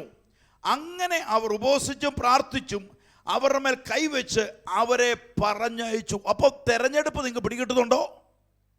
ആ ദൈവം വ്യക്തമായി പറയുമ്പോഴാണ് തെരഞ്ഞെടുപ്പ് വരത്തുള്ളൂ. നിങ്ങളുടെ അകത്ത് പിടികിട്ടുന്നുണ്ടോ? പിടികിട്ടുന്നവർക്ക് ഞാൻ കർത്താവിനെ സ്തോത്രം ചെയ്യുക. അപ്പം ആരാൽ തിരഞ്ഞെടുക്കപ്പെടണം? എനിക്കൊരാളെ തിരഞ്ഞെടുത്തിട്ട് കൊള്ളാം കേട്ടോ, നല്ല രസമുണ്ട് നിന്നെ കാണാൻ, ഇന്നാൽ ഇരുന്നോട്ടെ, നിന്നെ മേലെ ശുശ്രൂഷയെ പകരട്ടെന്ന് പറഞ്ഞാൽ സ്വർഗം പകരത്തില്ല. എവിടെ നിങ്ങൾ നോക്കിയാൽ അറിയാം. ശൗമേലിലേക്ക് വരുമ്പോൾ നിങ്ങൾക്ക് എടുക്കണ്ട.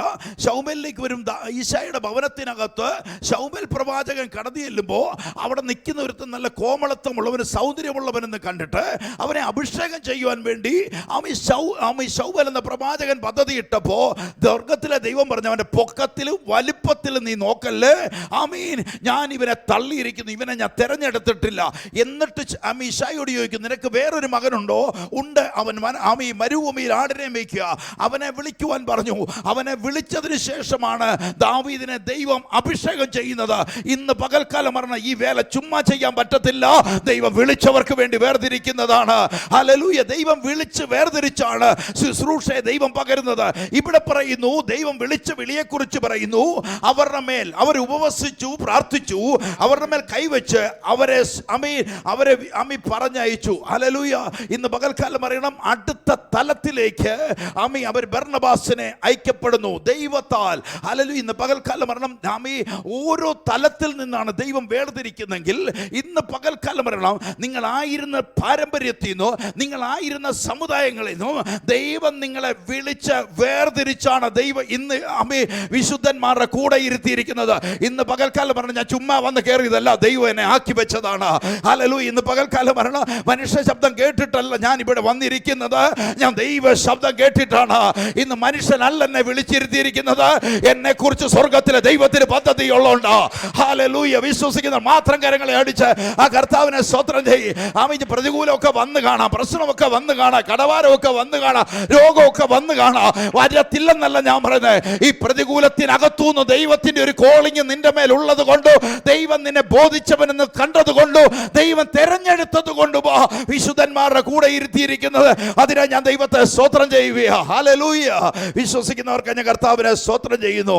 ആമീൻ. അതുകൊണ്ടാണ് യേശു കർത്താവ് പ്രാർത്ഥന പഠിപ്പിക്കുമ്പോൾ മത്തായിയുടെ സുവിശേഷം 6-ാം അധ്യായം എന്നെടുത്തു. സമയത്തിന് കുറവാണ്, ഞാൻ വേഗത്തിൽ വരുന്നത്. മത്തായിയുടെ സുവിശേഷം 6-ാം അധ്യായം അതിൻ്റെ 13-ാമത്തെ വാക്യം. ഞങ്ങൾ പരീക്ഷയിൽ കടത്താതെ ദുഷ്ടങ്കൽ നിന്ന് ഞങ്ങളെ വിടുവിക്കണമേ. രാജ്യവും ശക്തിയും മഹത്വവും എന്നേക്കും നിനക്കുള്ളതല്ലോ. ഇവിടെ പറയുന്ന പ്രാർത്ഥന കേട്ടോ, ഞങ്ങൾ പരീക്ഷയിൽ കടത്താതെ ദുഷ്ടങ്കൽ ഞങ്ങളെ വിടുവിക്കണമേ. ഞങ്ങളുടെ നന്മകളെ തടഞ്ഞു വെച്ചത്, ഞങ്ങളുടെ അനുഗ്രഹത്തെ തടഞ്ഞു വെച്ചത്, ഞങ്ങളുടെ ഉയർച്ചയെ തടഞ്ഞു വെച്ചതിന് പുറകെ ചലിക്കപ്പെടുന്ന ഒരു ശക്തി ഉണ്ടെങ്കിൽ ഇന്ന് പകൽക്കാലം ആത്മാവിനകത്ത് വിളിച്ചു വരണം. അതിൽ നിന്ന് ഞങ്ങളെ വിടുവിക്കണമേ. എന്നിട്ട് പറയാം, രാജ്യവും ശക്തിയും മഹത്വവും എന്നേക്കും നിനക്കുള്ളതാ. ഹല്ലേലൂയ. സകല മഹത്വവും സകലവും കർത്താവ് അങ്ങയ്ക്കുള്ളതാ. ഇന്ന് എത്ര പേര് വിശ്വസിക്കുന്നുണ്ട്? ഇന്ന് അനുഭവിക്കുന്ന ഏത് വിഷയത്തെയും വിടുവിക്കുവാൻ എൻ്റെ കർത്താവിന് പറ്റും. ഹല്ലേലൂയ. ഇതാ നിങ്ങളെ ഇന്ന് പകൽക്കാലം കൊണ്ട് നിങ്ങൾ സാധാരണക്കാരനായിട്ടല്ല കണ്ട, നിങ്ങളൊരു അസാധാരണരാ. ഹല്ലേലൂയ. ദൈവം വിളിച്ചത് അസാധാരണയിലേക്കാണ്. നമ്മുടെ അകത്തത് തിരിച്ചറിഞ്ഞു വരുന്നതേ ഉള്ളൂ. ഹല്ലേലൂയ. നമ്മൾ ഇപ്പോഴും ശിശുക്കളെ പോലെ ഇരിക്കുന്നത് കൊണ്ടാണ്. പക്ഷെ നാളെ കുറച്ചുകൂടെ കഴിയുമ്പോൾ നിങ്ങൾക്ക് അതിനെ വെളിപ്പെട്ട് വരും. ഇന്ന് പകൽക്കാലം ദൈവം വിളിച്ച, നിങ്ങൾ പലപ്പോഴും ചിന്തിച്ചിട്ടില്ലേ, ചില പ്രശ്നങ്ങളൊക്കെ ഭയങ്കരമായിട്ട് നിങ്ങളുടെ ജീവിതത്തിനകത്ത് ആഞ്ഞടിച്ചിട്ട് മുന്നോട്ട് നിൽക്കാൻ മേലാത്ത ചില സാഹചര്യങ്ങൾ നിങ്ങളുടെ മുന്നിലോട്ട്, ആ പ്രശ്നം പയ്യെ അങ്ങ് വഴിമാറി പോകുന്നേ. ശ്രദ്ധിച്ചിട്ടുണ്ടോ നിങ്ങൾ?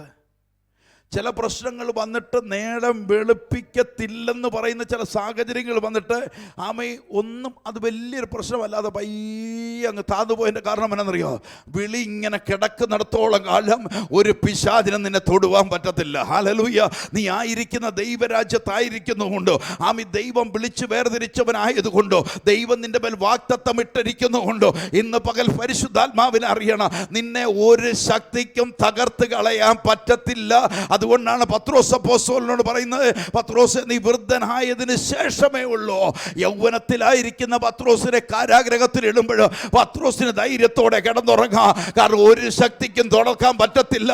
കാരണം കർത്താവിൻ്റെ വാഗ്ദത്തം എൻ്റെ മേലുണ്ട്. ഇന്ന് പകൽക്കാലം അറിയണം ആമി. അതുകൊണ്ടാണ് ആമി പൗലോസിനെ ആമി കപ്പൽ ഛേദമുണ്ടാകുന്ന സമയത്ത്, കപ്പൽ തകരുന്ന സമയത്ത് സ്വർഗത്തിലെ ദൈവത്തിൻ്റെ ആമി ദൂതൻ വന്നു പൗലോസെ ഭയപ്പെടണ്ട, നിന്നെ നീറോയുടെ മുന്നിൽ നിർത്തുവാനുള്ളതാ. വാഗ്ദത്തം ഇട്ടപ്പോ ആമി നിനക്കൊന്നൊരു ഹാനിയും വരത്തില്ല. കപ്പൽ തകരപ്പെടുന്നു. ആമി മിലിത്യ ദ്വീപിനകത്ത് പൗലോസ് ചെന്ന് കയറുന്നു. പൗലോസിന്റെ കയ്യിൽ അണലി കടിച്ചു തൂങ്ങുന്നു. ജനം നോക്കി നിൽക്കുന്നു. പൗലോസിനൊന്നും സംഭവിക്കാത്തതിന്റെ കാരണം നിന്റെ മേൽ ദൈവമിട്ട വാഗ്ദത്തം പൂർത്തീകരിക്കാത്തിടത്തോളം കാലം ഒരു ശക്തിക്ക് നിന്നെ തകർത്ത് കളയാൻ പറ്റത്തില്ല. ഇന്ന് കാണുന്ന അതുകൊണ്ട് അവർ ദുഷ്ടൻ ഞങ്ങളെ വിടുവിക്കണമേ എന്ന് പകൽക്കാലം ഞങ്ങളുടെ മേൽ വാഗ്ദത്തമുണ്ട്, ഞങ്ങളുടെ മേൽ വാഗ്ദത്തമുണ്ട്. എതിരായി ചലിക്കുന്ന ചില ശക്തികളുമുണ്ട്. ഇന്ന് പകൽ ആത്മാവിനകത്ത് വിളിച്ചു പറഞ്ഞു ആമി മിലിത്യ ദ്വീപിനകത്ത് അണലി കടിച്ചു തൂങ്ങുമ്പോ അവിടെ കൊണ്ട് പൗലോസിന്റെ ശുശ്രൂഷ അവസാനിക്കുകയല്ല, നെക്സ്റ്റ് ലെവലിലേക്ക് ദൈവം തമ്പുരാൻ മാറ്റാൻ പോകുക. ഇന്ന് നീ അനുഭവിക്കുന്ന കഷ്ടതയ്ക്കകത്തുനിന്ന് ആത്മാവിനകത്ത് വിളിച്ചു പറയാ അടുത്ത തലത്തിലേക്ക് ദൈവം നിന്നെ ഉപയോഗിക്കാൻ പോകുകയാണ്. നീ അനുഭവിക്കുന്ന നിന്നയ്ക്കകത്തോ നീ അനുഭവിക്കുന്ന പരിഹാസം ഉണ്ടെങ്കിൽ അതിനകത്തുനിന്നുണ്ട് ആത്മാവിനകത്ത് വിളിച്ചു പറയാ അടുത്ത തലത്തിലേക്ക് ദൈവം നിന്നെ ഉപയോഗിക്കാൻ പോവുകയാണ്. ഹല്ലേലൂയ. ഇന്ന് പകൽക്കാലം ആത്മാവിനകത്ത് അറിഞ്ഞ് മിലിത്യ ദ്വീപ് കൊണ്ട് അവസാനിച്ചെന്ന ആമി അവിടെ നിന്ന് ബർബരന്മാർ വിചാരിച്ചത്, അല്ലെങ്കിൽ കപ്പൽ ഛേദമുണ്ടായപ്പോ അവനോടുകൂടി കയറിയവരും വിചാരിച്ചത് പൗലോസിന്റെ ജീവിതം അവസാനിച്ചത്.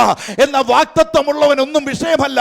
വാഗ്ദത്തമുള്ളവൻ ആണലിയെ കുടഞ്ഞു കളഞ്ഞു, അത് തീക്കകത്തേക്ക് വീണു, അത് വെന്ത് ചത്തുപോയി. പൗലോസ് ഹാമി അനക്കമറ്റവരെ പോലെ സാധാരണ മനുഷ്യനെ പോലെ നിൽക്കുമ്പോ അനേകരവന്റെ മുഖത്തേക്ക് നോക്കി അവർ പറഞ്ഞു ഇപ്പോൾ ഇവൻ മരിക്കോ, ഇവന്റെ ശരീരം വേർക്കോ. എന്നാൽ ഒന്നും സംഭവിച്ചില്ല. ഒരു കുറച്ച് സമയം കഴിഞ്ഞപ്പോ പൗലോസ് ദുഷ്ടൻ എന്ന് പറഞ്ഞവർ, നീതി ദേവത കോപിച്ചവൻ എന്ന് പറഞ്ഞവർ, അവർ പറയുവാൻ തുടങ്ങി ഇവൻ ഒരു ദേവനത്രേ. ഇന്ന് പകൽ ആത്മാവിനകത്ത് അറിഞ്ഞോ നിന്നെ അടുത്ത തലത്തിലേക്ക് ദൈവം തമ്പുരാൻ മാറ്റാൻ തുടങ്ങിയാൽ, അടുത്ത തലത്തിലേക്ക് നെക്സ്റ്റ് ലെവലിലേക്ക് നിന്റെ കുടുംബത്തെ മാറ്റാൻ തുടങ്ങിയാൽ, ഇന്ന് പകൽ ആത്മാവിനകത്ത് നിന്നെ നിന്ദിച്ചവരുടെ മധ്യത്തിൽ ഇന്ന് പകൽ മിലിത്യ ദ്വീപ് അവൻ പൗലോസിന്റെ സുവിശേഷം കേട്ടെങ്കിൽ ഇന്ന് ആത്മാവിനകത്ത് വിളിച്ചു പറഞ്ഞു നിന്നെ ഉപയോഗിക്കുന്ന ഒരു കാലം വിദൂരമല്ല, അത് വെളിപ്പെടാൻ പോകുകയാണ്. ഓ ഹല്ലേലൂയ, ഹല്ലേലൂയ. എത്ര പേർ വിശ്വാസത്തോടെ ഏറ്റെടുക്കുന്നുണ്ട്? ആമേ. ചില പരീക്ഷകളുണ്ട് കേട്ടോ, ചില പ്രതിസന്ധിയുണ്ട്. നിങ്ങളങ്ങ് ചോദിക്കും ഈ കപ്പൽ ഛേദം വല്ല പൗലോസിന് വേണമായിരുന്നോ? ആമി വിളിച്ച അപ്പോസ്തലനല്ലേ, ദൈവം പേർ ചൊല്ലി വിളിച്ചവനല്ലേ, എന്തിനാ ഈ പ്രതിസന്ധി കൊണ്ടിട്ടത്? ആമി ആ പലക പ്രശ്നത്തെ പിടിച്ചു കിടക്കേണ്ട ആവശ്യം വല്ല ഉണ്ടായിരുന്നോ? മിലിത്യ ദ്വീപിൽ ചെന്നപ്പോൾ എന്തിനാ അണലി കടിച്ചത്?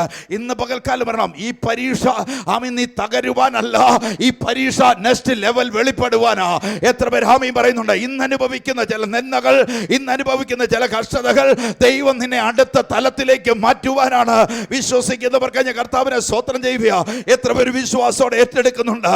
ഒരു നെക്സ്റ്റ് ലെവൽ ദൈവം വെക്കുന്നു വരികിൽ ഇന്ന് പകൽക്കാലം ആത്മാവിനകത്ത് അറിഞ്ഞോ ദൈവത്തിന് ചില പദ്ധതികളുണ്ട്. ഹല്ലേലൂയ. ഇയ്യോബിന്റെ പുസ്തകം 2-ാമത്തെ വാക്യത്തിൽ വരുമ്പോഴേ ഹല്ലേലൂയ ഇയ്യോബിന്റെ ഭാര്യ പറയുന്നൊരു വാക്കുണ്ട്. ആമി ഇവിടെ പറയുകയാണ്, ഇയ്യോബിന്റെ ഭാര്യ പറയുക, അവന്റെ ഭാര്യ അവനോട് നീ ഇനി നിന്റെ ഭക്തി മുറുകെ പിടിച്ചുകൊണ്ടിരിക്കുന്നുവോ, ദൈവത്തെ ത്യജിച്ച് പറഞ്ഞ് മരിച്ചു കളക എന്ന് പറയുന്നു. ആമി ഇവിടെ നോക്കിക്കേ, അതുവരെ ദൈവത്തെ ആരാധിക്കുന്ന കൂട്ടത്തിനകത്ത് മക്കളെ കൂട്ടത്തിൽ ഇയ്യോബിന്റെ കൂട്ടത്തിൽ ഇരുന്ന് ആരാധിച്ചവരാ. ആമി പറയുന്ന അവസ്ഥ നോക്കിയേ. ആമി പ്രതിസന്ധി വന്നപ്പോ, കാറ്റാഞ്ഞടിക്കാൻ തുടങ്ങിയപ്പോ, പ്രതികൂലത്തിനകത്ത് വന്നപ്പോ ഇയ്യോബിന്റെ ഭാര്യ പറയുക, ഇയ്യോബിന്റെ ഭാര്യ പറയുന്ന വാക്കിവിടെ നിങ്ങൾ ശ്രദ്ധിച്ചു നോക്കിക്കോണം. അവന്റെ ഭാര്യ അവനോട് നീ ഇനിയും നിന്റെ ഭക്തി മുറുകെ പിടിക്കുന്നുവോ? ഇന്നലെ വരെ ആരാധിച്ച പായ്ക്കകത്ത് ഒരുമിച്ചിരുന്ന് ആരാധിച്ചവരാ. ഇയ്യോബിന്റെ ഭാര്യയും ഇയ്യോബിനും മക്കളും എല്ലാം കൂടെ ആരാധിച്ചതാ. ഒരു വലിയ കാറ്റടിക്കാൻ തുടങ്ങി, പിശാച് തകർക്കുവാൻ തുടങ്ങി. ആമി തലമുറകൾ നഷ്ടപ്പെട്ടു പോയി, ആമി സമ്പത്ത് നഷ്ടപ്പെട്ടു പോയി, തല മുതൽ ഉള്ളംകാൽ വരെ ആമി വ്രണം കൊണ്ട് നിറയപ്പെട്ടു. ഓടിന്റെ കഷ്ണം എടുത്ത് ചാരത്തിലിരിക്കുന്ന ഇയ്യോബിന് അരികുന്നുണ്ട്. ഭാര്യ ചോദിക്കുക, ആമേ ഇനിയും നിന്റെ ഭക്തി മുറുകെ പിടിക്കുന്നുവോ? ഇന്ന് പകൽക്കാലം ആത്മാവിനകത്തറിയണം, ഈ പ്രതികൂലം നിന്നെ തകർക്കുവാൻ വേണ്ടിയല്ല, ഈ പ്രതികൂലം അടുത്ത ലെവലിലേക്ക് ദൈവം നിന്നെ മാറ്റുവാനാ. ഇന്ന് അനുഭവിക്കുന്ന ചില കഷ്ടതകളുണ്ടല്ലോ, ചില രോഗത്തിന്റെ അവസ്ഥയുണ്ടല്ലോ, അത് നിന്നെ തകർക്കുമെന്ന് നീ ചിന്തിക്കണ്ട. അതിനപ്പുറം നിനക്ക് വേണ്ടി ദൈവം ചില പദ്ധതികൾ ഒരുക്കുകയാണ്. ഇവിടെ പറയുന്നു, നിന്റെ ഭക്തി മുറുകെ പിടിച്ചുകൊണ്ടിരിക്കുന്നു, ദൈവത്തെ ത്യജിച്ചു പറഞ്ഞ് മരിച്ചു കളക എന്ന് അവൻ പറയുന്നു. ആമേൻ. അവൻ അവളോട് ഒരു പൊട്ടി സംസാരിക്കുന്ന പോലെ നീ സംസാരിക്കുന്നു, നാം ദൈവത്തിന്റെ കയ്യിൽ നന്മ കൊള്ളുന്നു, തിന്മയും കൈക്കൊള്ളുന്നു എന്ന് പറഞ്ഞു. ഇതിൽ ഒന്നിലും ഇയ്യോബിന്റെ അതരം കൊണ്ട് അവൻ പാപം ചെയ്തില്ല. ഇന്ന് പകൽക്കാലമാണ് പരീക്ഷ വരുമ്പോ ആമീൻ ദൈവത്തെ മറുതലിപ്പ് കാണിക്കാതെ, പരീക്ഷ വരുമ്പോ ആരാധന വിട്ടോടുന്നവർ, ആമീൻ പരീക്ഷ വരുമ്പോ പ്രതികൂലം വരുമ്പോ ഈ ദൈവത്തിന്റെ അരികിൽ നിന്നിട്ട് ഒരു കാര്യവുമില്ല, ഇനി ആരാധിച്ചിട്ടും ഗുണം വരത്തില്ല, ഇനി ഞങ്ങളെങ്ങും വരുന്നില്ല എന്ന് പറയുന്നവരുടെ കാര്യത്തിലല്ല ഇന്ന് പറഞ്ഞത്. പ്രതിസന്ധിക്കക പ്രതികൂലം വരുമ്പോ നിന്റെ ഭവനത്തിനെതിരായി കാറ്റടിക്കുമ്പോ അറിയണം, ദൈവം അടുത്ത തലത്തിലേക്ക് നിന്നെ നിന്റെ തലമുറ ഉയർത്താൻ പോകുകയാണ്. ഇന്ന് അനുഭവിക്കുന്ന ചില കഷ്ടതയ്ക്കകത്തൂടെ, ഇന്ന് അനുഭവിക്കുന്ന നിന്ദയ്ക്കകത്തൂടെ, ഇന്ന് നിന്നെ കല്ലെറിയപ്പെടുമ്പോ, നിന്റെ ജീവിതത്തിനകത്ത് കല്ലെറിയുമ്പോ, പൗലോസിനെതിരായി കല്ലെറിയപ്പെടുമ്പോ, പൗലോസിന്റെ ശവം മരിച്ചുപോയെന്ന് പറഞ്ഞ് വലിച്ചഴയുമ്പോ അവസാനിക്കപ്പെടുകയല്ല, ആ പട്ടണത്തിൽ ദൈവം എഴുന്നേൽപ്പിക്കാൻ പോകുകയാണ്. ഇന്ന് പകൽ ആത്മാവിനകത്ത് അറിഞ്ഞ്, ഇന്ന് പകൽ പരിശുദ്ധാത്മാവിൽ അറിഞ്ഞ് അമ്മയെ ഒരു തകർച്ച കൊണ്ടിടുന്നുണ്ടെങ്കിൽ അതിന്റെ പിന്നിൽ ദൈവം ഒരു ഉയർപ്പ് വരാൻ പോകുകയാണ്. യേശുവിന്റെ നാമത്തിൽ എത്ര പേർ വിശ്വാസത്തോടെ ഏറ്റെടുക്കുന്നുണ്ട്? ഏറ്റെടുക്കുന്നവർക്ക് ഞാൻ കർത്താവിനെ സ്തോത്രം ചെയ്യുകയാണ്. ഹല്ലേലൂയ. എത്ര പേർ വിശ്വാസത്തോടെ വിളിച്ചു പറയുക, ഈ പകലിൽ ദൈവ പ്രവൃത്തിയുടെ പകലാണ്, ദൈവത്തിന്റെ പ്രവൃത്തിയുടെ പകലാണ്. ദൈവം അടുത്ത തലത്തിലേക്ക് നിങ്ങളെ മാറ്റുന്നതാണ്. ഹല്ലേലൂയ. അതുകൊണ്ടാണ് സദൃശവാക്യക്കാരൻ ഒരു വാക്യം പറയുന്നുണ്ട്, 14-ാം അധ്യായം 12-ാമത്തെ വാക്യത്തിൽ പറയാ, സദൃശവാക്യം പറയുന്നു, ചിലപ്പോൾ ഒരു വഴി മനുഷ്യന് ചൊവ്വായി തോന്നും, അതിൻ്റെ അവസാനമോ മരണ വഴി അത്രേ. ഹല്ലേലൂയ. പ്രതികൂലമൊക്കെ വന്നു കഴിയുമ്പോൾ എല്ലാവരും പറയും, ആവേ ഇത്രയും നാൾ ഞാൻ കുത്തിയിരുന്ന് ആരാധിച്ചു, ഇത്രയും നാൾ അമ്മയും പ്രാർത്ഥിച്ചു, പ്രതിഫലമൊന്നുമില്ല. ഹല്ലേലൂയ. ഇനി ഞങ്ങൾക്ക് ഇച്ചിരിയുടെ യോഗ്യതയിലേക്ക് മാറിയേക്കാം. അമ്മേ ഞാൻ പഴയതിലേക്കൊന്ന് മാറിയേക്കാം, പഴയതിലേക്ക് എനിക്ക് ഇച്ചിരിയുടെ വെയിറ്റ് വേണം കേട്ടോ. അമ്മേ ഞാൻ ഇരിക്കുന്ന അവിടെ ഒന്നും പോരാ, വലിയൊരു പന്തലിൻ്റെ കീഴിൽ ഇരിക്കണം. അമ്മ എനിക്ക് എന്തൊക്കെയോ മഹത്വം വേണം എന്ന് വിചാരിക്കുന്നവരോട് ആത്മാവ് പറയുന്നതെന്നറിയോ, നീ ചിന്തിക്കുന്ന ചില വഴികളുണ്ട്. അമ്മേ ചിലപ്പോൾ ഒരു വഴി മനുഷ്യന് നിനക്ക് ചൊവ്വായി തോന്നും. നീ തിരഞ്ഞെടുക്കുന്ന ചില വഴികൾ, നീ തിരഞ്ഞെടുക്കുന്ന ഈ ചില വഴികൾ ദൈവത്തിൻ്റെ ആണോ എന്ന് ആലോചിച്ചോണോ. ഹല്ലേലൂയ. ചില വഴികൾ പറയുന്നു, ചില വഴികൾ ദൈവം പറഞ്ഞ ആലോചനയ്ക്കും ദൈവം പറഞ്ഞ ആത്മാവിൻ്റെ ദൂതിനും എതിരായി പോയ പലരെ എനിക്കറിയാം. ദൈവം പറഞ്ഞ വാഗ്ദത്തത്തിനെതിരായിട്ട് ചലിച്ചവരെ എനിക്കറിയാം. ദൈവം ചില കാര്യങ്ങൾ വന്ന് ആമി പ്രാർത്ഥിക്കാൻ വരുമ്പോൾ അവരോട് പറയും, ആത്മാവിൻ്റെ പോലെ സംസാരിക്കുന്നു എന്ന് പറയും. എന്നിട്ട് അവർ പറയും, അങ്ങേര് പറഞ്ഞു, അത് മാനിക്കേണ്ട ആവശ്യമില്ല, അടുത്ത വഴി തിരഞ്ഞെടുത്തിട്ട് അത് മരണ വഴിയേക്കാൾ കഷ്ടമായ വഴികളിൽ പോയവരെ എനിക്കറിയാം. ഇന്ന് ആത്മാവിനകത്ത് ഞാൻ വിളിച്ചു പറയുന്നു, ചിലപ്പോൾ ഒരു വഴി മനുഷ്യന് നിങ്ങൾക്ക് ചൊവ്വായി തോന്നും, അതിൻ്റെ അവസാനത്തെ വഴി എന്നാണെന്നറിയോ, മരണ വഴിയാന്നാ ബൈബിൾ പറയുന്നത്. നമ്മുടെ സ്വയത്തിലുള്ള തീരുമാനങ്ങൾ ആമി അപകടത്തിൽ ചെന്ന് ചേരും. നമ്മുടെ ചില തീരുമാനങ്ങൾ ഹല്ലേലൂയ അനർത്ഥത്തിനകത്ത് നിന്ന് ചേരും. ഇന്ന് പകൽ ആത്മാവിനകത്ത് അറിഞ്ഞോണേ. യോന എന്ന് പറയുന്നൊരു മനുഷ്യനുണ്ടായിരുന്നു. യോനായെ ദൈവം വിളിച്ചു വേർതിരിച്ചു. വിളിച്ചിട്ട് പറഞ്ഞു, നീ പൊക്കോളാൻ പറഞ്ഞു. ദൈവം പറഞ്ഞതിനെതിരായിട്ട് അവൻ തർശീസിലേക്ക് ഓടിപ്പോയി. ഹല്ലേലൂയ. തർശീസിലേക്ക് ഓടിപ്പോയവനെ നോക്കിക്കേ, അവനെ ഹല്ലേലൂയ അവൻ ചിന്തിച്ച വഴി ദൈവത്തിന് അനുകൂലമല്ലായിരുന്നത് കൊണ്ട് അവനെ എടുത്ത് കടലിനകത്തിട്ടു. ഒരു തിമിംഗലത്തിന്റെ വയറിനകത്തു പോയി. അവൻ 3 ദിവസം അതിനകത്ത് കടന്നു. അയ്യം വിളിക്കേണ്ടത് വന്നെങ്കിൽ ഇന്ന് പകൽ ആത്മാവിനകത്തറിഞ്ഞോ, നിന്റെ തീരുമാനങ്ങൾ ദൈവത്തിന്റെ തീരുമാനമാണെങ്കിൽ, ദൈവം നിന്നോട് പറയുന്ന ആലോചനയ്ക്കകത്താ നിൽക്കുന്നെങ്കിൽ, ഇന്ന് പകൽക്കാലം മരണം ആത്മാവിന്റെ ഹിതപ്രകാരം നടത്തപ്പെടുന്നവനെ ദൈവം കാത്തു പരിപാലിക്കുക ചെയ്യും. ഈ കഷ്ടതകൾ വന്നാൽ, ഈ പ്രതികൂലങ്ങൾ വന്നാൽ, ഈ നിന്ന വന്നാൽ, ഞാൻ എൻ്റെ കർത്താവിനെ വിട്ടിട്ട് മാറിപ്പോകുകയല്ലെന്ന് പറയുന്നവർക്ക് ഞാൻ കർത്താവിനെ സ്തോത്രം ചെയ്യുന്നു. പ്രതിസന്ധിക്കകത്ത് വിമർശിക്കുന്നവരെ അല്ല, പ്രതിസന്ധി കൂട്ടത്തിൽ നിൽക്കുന്നവരെ, കണ്ണുനീരിനകത്ത് കൂടെ നിൽക്കുന്നവരെ അത്രേ ദൈവം ഉയർത്താൻ പോകുന്നത്. ഒരു പ്രതികൂലത്തിന്റെ കാറ്ററിയുമ്പോൾ അവിടുന്ന് ഇറങ്ങി ഓടിച്ചോടിപ്പോകുന്നവരെ അല്ല ദൈവത്തിന് വേണ്ടത്. വിശ്വസ്തന്മാരെ ദൈവം എണ്ണിക്കൊണ്ടായിരിക്കുന്നത്. ഇന്നൊരു പരീക്ഷയിൽ കൂടെ പോകേണ്ട വന്നാൽ അതിനപ്പുറം ഒരു ദൈവം ഒരു അടുത്ത നെക്സ്റ്റ് ലെവൽ വെച്ചിട്ടുണ്ട്. ഇന്ന് പകൽ ആത്മാവിനകത്ത് ഞാൻ വിളിച്ചു പറയാ, ഇന്ന് പകൽ ആത്മാ ആത്മാവിനകത്ത് ഞാൻ വിളിച്ചു പറയാ, ഈ സഭയോടുള്ള ആത്മാവിന്റെ ദൂത് പറയാ, അടുത്ത നെക്സ്റ്റ് ലെവലിലേക്ക് ദൈവം തമ്പുരാൻ മാറ്റുവാൻ പോകുകയാണ്. ഹല്ലേലൂയ. കഴിഞ്ഞ വർഷം നവംബർ മാസത്തിലാണ് ദൈവത്തിന്റെ ആത്മാവിന്റെ വെളിപ്പാട് വന്നത്. വാതിലുകളെ തുറക്കാൻ പോകുന്നു ഈ ദൈവസഭയ്ക്ക് വേണ്ടി. ഈ വാതിലുകൾ വിശാലതയോടെ ദൈവം തമ്പുരാൻ തുറന്നെങ്കിൽ ഈ നവംബർ മാസത്തിൽ ഞാൻ വിളിച്ചു പറയുന്നു, നെക്സ്റ്റ് ലെവലിലേക്ക് ദൈവം നിങ്ങളെയും നിങ്ങളുടെ കുടുംബത്തെയും മാറ്റുന്ന കാലം അത് വിദൂരമല്ല, അത് സംഭവിക്കാൻ പോകുകയാണ്. അത് നെക്സ്റ്റ് ലെവലിലേക്ക് നിങ്ങൾ കണ്ടതല്ല, ദൈവത്തിന്റെ പ്രവൃത്തി വെളിപ്പെടാൻ പോകുകയാണെന്ന് ആത്മാവിനകത്ത് പറയുന്നു. ആത്മാവ് അത് ചെയ്യാൻ പോകുന്നതിനായി സ്തോത്രം ചെയ്യുന്നു. അതുകൊണ്ട് പറയുന്നു, മനുഷ്യൻ തെരഞ്ഞെടുക്കുന്ന വഴി മനുഷ്യന് ചൊവ്വായി തോന്നും, അതിന്റെ അവസാനം മരണ വഴിയായി മാറും. ഹല്ലേലൂയ. പൗലോസിനെ ദൈവം തെരഞ്ഞെടുക്കുമ്പോൾ ഇന്ന് പകൽക്കാലം അറിയണം, ഈ തെരഞ്ഞെടുപ്പിൻ പ്രകാരത്തിനകത്ത് ദൈവസന്നിധി കഷ്ടതയ്ക്കകത്തോ പ്രതികൂലത്തിനകത്തൂടെയും വിശ്വസ്തയോടെ നിൽക്കുമ്പോൾ സ്വർഗത്തിന്റെ ആത്മാവായ പരിശുദ്ധാത്മാവിനെ അധികമായി പകരപ്പെടാൻ തുടങ്ങും.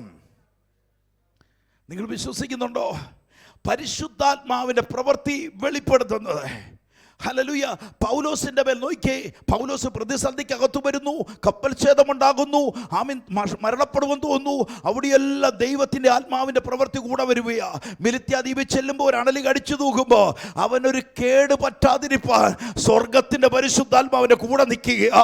ഇന്ന് പകൽക്കാലം പറഞ്ഞോണം, നിന്നെ ഉയർത്തുവാൻ പരിശുദ്ധാത്മാവ് പദ്ധതിയിടുന്നത് അടുത്ത ലെവലിലേക്ക് നിന്നെ മാറ്റുവാനാ.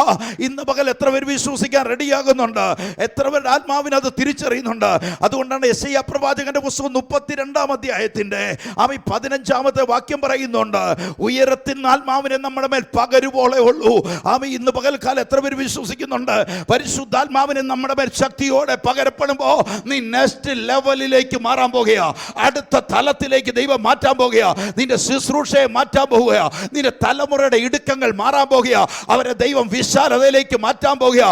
ഇന്ന് അവർ ശൂന്യതയിലാണെങ്കിൽ നാളെ അവർ ശൂന്യതയ്ക്കകത്തല്ല, അവർ അത്ഭുതത്തിലേക്ക് മാറാൻ പോകുക.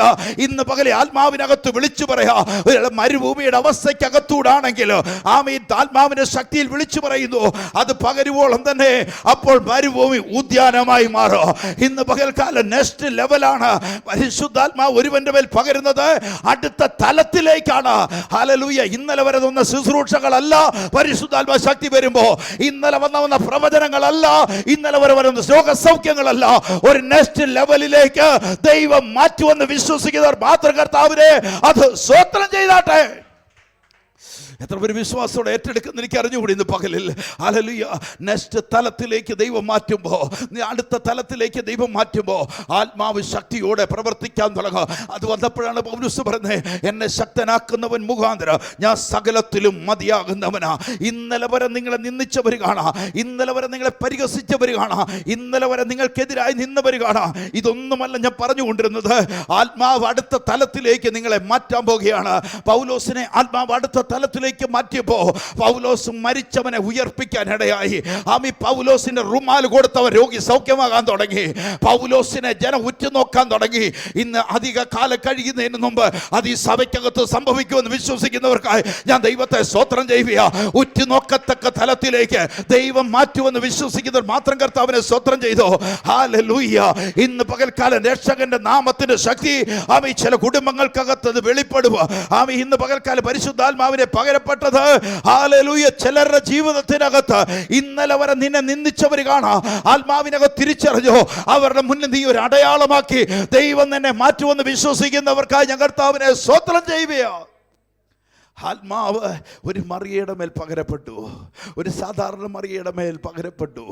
ഹല്ലേലൂയ. അവൾ പറയുന്നൊരു വാക്കുണ്ട്, ഞാൻ പുരുഷനെ അറിയാൻ എന്തെങ്ങനെ സംഭവിക്കുക, പരിശുദ്ധാത്മാവ് നിന്റെ മേൽ നേരിടുമ്പോൾ നിനക്ക് ഉത്ഭവിക്കുന്നൊരു കുഞ്ഞുണ്ട്, അവനെ യേശു എന്ന് പേരിടണം. ഹല്ലേലൂയ. ഇതറിഞ്ഞത് മറിയയും യോസെഫും മാത്രമേ ഉള്ളൂ. അവർ ലോകത്തോട് പറഞ്ഞില്ല. കന്യക ഗർഭം ധരിച്ചു, ഒരു മകനെ പ്രസവിച്ചു, ആരും പറഞ്ഞില്ല. പക്ഷെങ്കിൽ സ്വർഗത്തിലെ ദൈവം ഇടപെടാൻ തുടങ്ങി. ഇന്ന് പകൽക്കാലം പരിശുദ്ധാത്മാവിൽ എത്ര പേര് വിശ്വസിക്കുന്നുണ്ട്? പറയുന്നുണ്ട്. ഹല്ലേലൂയ. ആരും അറിയാതിരുന്നപ്പോൾ സ്വർഗം ഇടപെടാൻ തുടങ്ങി. മത്തായിയുടെ സുവിശേഷം 2-ാം അധ്യായത്തിന് 3-ാമത്തെ വാക്യത്തിനകത്ത് പറയുക, ഹെരോദാ രാജാവ് അത് കേട്ടിട്ട് അവൻ യെരൂശലേമൊക്കെയും ഭ്രമിക്കുവാൻ തുടങ്ങി. ഇന്ന് പകൽ ഈ പരിശുദ്ധാത്മാവിൽ അറിഞ്ഞു, ഹല്ലേലൂയ, മറിയയും യോസേഫും ഒളിപ്പിച്ചു വെച്ചാൽ സ്വർഗം ഒളിപ്പിക്കത്തില്ല. ഹല്ലേലൂയ. അത് രാജകൊട്ടാരത്തിൽ ചെന്ന് കഴിഞ്ഞു. ഹെരോദാവിന്റെ കൊട്ടാരത്തിൽ അറിഞ്ഞപ്പോ, ഒരു രക്ഷകൻ ജനിച്ചെന്നറിഞ്ഞപ്പോ, ഹല്ലേലൂയ, ഹല്ലേലൂയ, അവന്റെ ജനനത്തിങ്കൽ നിങ്ങൾ നോക്കിക്കേ, പരിശുദ്ധാത്മാവിന്റെ പ്രവൃത്തി നോക്കിക്കേ. യേശു എന്നാൽ ജ്ഞാനത്തിലൊക്കെ വളർന്നു കഴിഞ്ഞിട്ട്, ഹല്ലേലൂയ, യേശു ജനിച്ചതിനെ കുറിച്ച് വെളിപ്പെടുത്താനല്ല നിന്നത്. യേശു മറിയത്തിന് ഗബ്രിയേൽ ദൂതൻ വന്നിട്ട് മറിയത്തോട് പറഞ്ഞു, നിന്റെ ഉദരത്തിൽ ഒരു കുഞ്ഞ് ജനിക്കാൻ പോകുകയാ, അത് പരിശുദ്ധാത്മാവ് നിന്റെ മേൽ വരുമ്പോ നീ ശക്തി ലഭിക്കപ്പെടാൻ പോകുകയാണ്. ഹല്ലേലൂയ. ഒരു കുഞ്ഞ് ജനിക്കപ്പെടുമെന്ന് ഒരു വാഗ്ദത്തം ചെയ്തു. മറിയ ആരോടും പറഞ്ഞില്ല, യോസേഫ് ആരോടും പറഞ്ഞില്ല. പറയുവാനുള്ള സ്വർഗത്തിൽ ഒരു പരിശുദ്ധാത്മ പ്രവൃത്തി നടന്നുകൊണ്ടിരിക്കുക. അതുകൊണ്ട് പറയുന്നു, വിദ്വാൻമാർ, ഹല്ലേലൂയ, യേശുവിന്റെ ജനനത്തിങ്കൽ വിദ്വാൻമാർ നക്ഷത്രത്തെ കണ്ട് അവനെ നമസ്കരിപ്പാൻ വന്നു. ഹല്ലേലൂയ. അങ്ങനെ വരുന്ന സമയത്ത് അവർ ഹെരോദാവിന്റെ കൊട്ടാരത്തിലെത്തി. ഹെരോദാ രാജാവ് ഈ ലോകത്തിന്റെ രക്ഷകൻ ജനിച്ചു എന്നറിഞ്ഞപ്പോ യെരൂശലേമൊക്കെയും ഭ്രമിക്കാൻ തുടങ്ങിയെങ്കിൽ, ഇന്ന് പകൽ ആത്മാവിൽ അറിഞ്ഞു, പരിശുദ്ധാത്മാവ് അടുത്ത തലത്തിലേക്ക് നിന്നെ മാറ്റാൻ പോവുകയാണ്. ഹല്ലേലൂയ. മരുഭൂമിയിലേക്ക് യേശുവിനെ ആത്മാവ് നയിച്ചെന്ന് വചനം പറയുന്നു. ഹല്ലേലൂയ. ആത്മാവ് മരുഭൂമി കൊണ്ടായപ്പോഴും ലോകക്കാരറിഞ്ഞില്ല. എന്നാൽ യേശു മരുഭൂമിയിൽ നിന്ന് മടങ്ങി വരുന്നത് പരിശുദ്ധാത്മാവിന്റെ ശക്തിയോടെ അവ ഗലീലയ്ക്ക് മടങ്ങി വന്നപ്പോ അവിടെയുള്ളവർക്ക് ഭ്രമം പിടിച്ചെങ്കിൽ, അവിടെയുള്ളവർ ആശ്ചര്യപ്പെട്ടെങ്കിൽ, ഇന്ന് പകൽക്കാലം പറഞ്ഞു, ആത്മാവ് നിന്നെ അടുത്ത തലത്തിൽ ഉപയോഗിക്കാൻ പോകുക. കാരണം ഒരു നെക്സ്റ്റ് ലെവലിലേക്ക് ദൈവം ഉപയോഗിക്കുമെന്ന് വിശ്വസിക്കുന്നവർക്കായി നിന്റെ കുടുംബത്തെ ദൈവം ഉപയോഗിക്കാൻ പോകുക, നിന്റെ തലമുറയെ ദൈവം ഉപയോഗിക്കാൻ പോകുക, നിന്റെ ഭവനത്തെ ദൈവം ഉപയോഗിക്കാൻ പോകുക, നിന്റെ ശുശ്രൂഷയെ ദൈവം ഉപയോഗിക്കാൻ പോകുക. അത് കാഴ്ചക്കാർക്ക് അസൂയ തോന്നത്ത കാലത്തിൽ ദൈവം നിന്നെ അടുത്ത തലത്തിൽ ഉപയോഗിക്കുമെന്ന് വിശ്വസിക്കുന്നവർക്ക് ഞാൻ കർത്താവിനെ സ്തോത്രം ചെയ്യുക. എത്ര പേർ വിശ്വാസത്തോടെ ഏറ്റെടുക്കുന്നവർക്ക് ഞാൻ കർത്താവിനെ സ്തോത്രം ചെയ്യുക. ഹല്ലേലൂയ. ഒരു നെക്സ്റ്റ് തലത്തിലേക്ക് പരിശുദ്ധാത്മാവ് ഉപയോഗിക്കാൻ തുടങ്ങും, അടുത്ത തലങ്ങളിലേക്ക്. ഹല്ലേലൂയ. എത്ര പേർ വിശ്വാസത്തോടെ ഏറ്റെടുക്കുന്നുണ്ട് ഇന്ന് പകലിൽ? ഹല്ലേലൂയ. ആത്മാവ് നിങ്ങളെ അടുത്ത തലങ്ങളിലേക്ക് മാറ്റും. ഹല്ലേലൂയ. മനുഷ്യൻ്റെ ചിന്തയോ മനുഷ്യൻ്റെ കണക്കുകൂട്ടലുകളോ അല്ല. മനുഷ്യൻ നിന്നെ താഴ്ത്തിയാലും സ്വർഗം നിന്നെ ഉയർത്തും. ഹല്ലേലൂയ. എന്നാൽ ചില പ്രതിസന്ധികൾക്കകത്തൂടെ, പ്രതികൂലത്തിനകത്തൂടെ, ചില നിന്ദയ്ക്കകത്തൂടെ ഒക്കെ നടക്കേണ്ടി വന്നു. നീ ക്രിസ്തുവിൽ വിശ്വസ്തനാണോ? ദൈവം നിന്നെ നോക്കിക്കൊണ്ടിരിക്കുന്നു. ഹല്ലേലൂയ. മനുഷ്യൻ പറയുന്ന വാക്ക് കേട്ടുകൊണ്ട് ഓടുന്നവരല്ല. മനുഷ്യൻ്റെ ദൈവത്തിൻ്റെ അരികിലിരുന്ന് വിശ്വസ്തയോടെ നിൽക്കുന്നവരിൽ ദൈവം ഉയർത്തുന്ന ഒരു ദൈവമുണ്ട്. ഹല്ലേലൂയ. പൗലോസിനെ ദൈവം തമ്പുരാൻ വിളിച്ച് വേർതിരിക്കുമ്പോൾ പൗലോസിന്റെ മേൽ യേശു കർത്താവിന്റെ കർത്തൃത്വം നടത്താൻ തുടങ്ങി. പൗലോസിന്റെ വീഴ്ചകളിലെല്ലാം ദൈവം കൂടെ നിൽക്കാൻ തുടങ്ങി. ഇന്ന് പകൽ എത്ര പേര് വിശ്വാസത്തോടെ ഏറ്റെടുക്കുന്നുണ്ട്? ഇന്ന് അനുഭവിക്കുന്നതിനപ്പുറം കർത്താവ് ചില പ്രവർത്തനങ്ങളുടെ മേൽ ചെയ്യുമെന്ന് ഹല്ലേലൂയ വിശ്വസിക്കുന്നവർക്കായി ഞാൻ കർത്താവിനെ സ്തോത്രം ചെയ്യുക. ഹല്ലേലൂയ. ഒരൊറ്റ വാക്യം കൂടെ വായിച്ച് പ്രാർത്ഥിക്കാൻ പോവുക. ഫിലിപ്പിയ ലേഖനം 1-ാം അധ്യായത്തിന്റെ 19-ാമത്തെ വാക്യം ഒന്ന് വായിച്ചേ. പൗലോസ് പറയുന്നൊരു വാക്കാണ്, നിങ്ങളുടെ പ്രാർത്ഥനയാലും യേശു ക്രിസ്തുവിൻ്റെ ആത്മാവിൻ്റെ സഹായത്താലും അതെനിക്ക് രക്ഷാകാരണമായി തീർന്നു എന്ന് ഞാൻ അറിയുന്നു. പൗലോസ് പറയുക, പൗലോസ് ശുശ്രൂഷയുടെ മുഴുവൻ ചെയ്തതിൻ്റെ കാരണം പൗലോസ് പറയുക, പൗലോസിനെ ദൈവം കരുതിയതിനെക്കുറിച്ച് പൗലോസ് പറയുക, നിങ്ങളുടെ പ്രാർത്ഥനയാലും യേശു ക്രിസ്തുവിൻ്റെ ആത്മാവിൻ്റെ സഹായത്താലും അതെനിക്ക് രക്ഷാകാരണമായി തീർന്നു എന്ന് ഞാൻ അറിയുന്നു. ഇന്ന് പകൽക്കാലം പറയണം, നമ്മുടെ കഴിവ് കൊണ്ടോ നമ്മുടെ പ്രാപ്തി കൊണ്ടോ അല്ല. ഹല്ലേലൂയ. എൻ്റെ അപ്പച്ചൻ പ്രാർത്ഥിച്ചുകൊണ്ടാണ് ഞാൻ അങ്ങ് അനുഗ്രഹിക്കപ്പെട്ടെന്ന് പറയരുത്. ഹല്ലേലൂയ. എൻ്റെ അമ്മയും അപ്പനും കൂടെ പ്രാർത്ഥിച്ചുകൊണ്ടാണ് ഞാനിന്ന് നിലനിൽക്കുന്നു പറയത്തില്ലേ. കർത്താവിൻ്റെ സഹായം ഒന്ന് മാത്രമാണ്. ഹല്ലേലൂയ. ചിലർ പറയത്തില്ലേ, ഞങ്ങളുടെ അപ്പച്ചൻ്റെ പ്രാർത്ഥന ഒന്നുമല്ല, കർത്താവിൻ്റെ സഹായം ഒന്നും മാത്രം. ഇവിടെ പറയുന്നു, പ്രാർത്ഥന പറയുന്നുള്ളൂ. യേശു ഇവിടെ പറയുന്നൊരു വാക്ക് നിങ്ങളുടെ പ്രാർത്ഥനയാലും, ഇതാണ് ദൈവസഭയുടെ പ്രാർത്ഥന പറയാൻ, നിങ്ങളുടെ പ്രാർത്ഥനയാലും യേശു ക്രിസ്തുവിൻ്റെ ആത്മാവിൻ്റെ സഹായത്താലും എനിക്ക് രക്ഷാകാരണമായി തീർന്നു എന്ന് ഞാനെന്നു. അങ്ങനെ ഞാൻ ഒന്നിലും ലജ്ജിച്ചു പോകാതെ പൂർണ്ണ ധൈര്യം കൊണ്ട് ക്രിസ്തുവിൻ്റെ ശരീരത്തിങ്കൽ ഞാൻ ജീവനാകട്ടെ മരണത്താലാകട്ടെ എപ്പോഴും എന്ന പോലെ ഇപ്പോഴും മഹിമപ്പെടുകയുള്ളൂ. ഹല്ലേലൂയ. ഇവിടെ പറയുന്ന വാക്ക് നിങ്ങൾ അങ്ങനെ ഞാൻ ഒന്നിലും.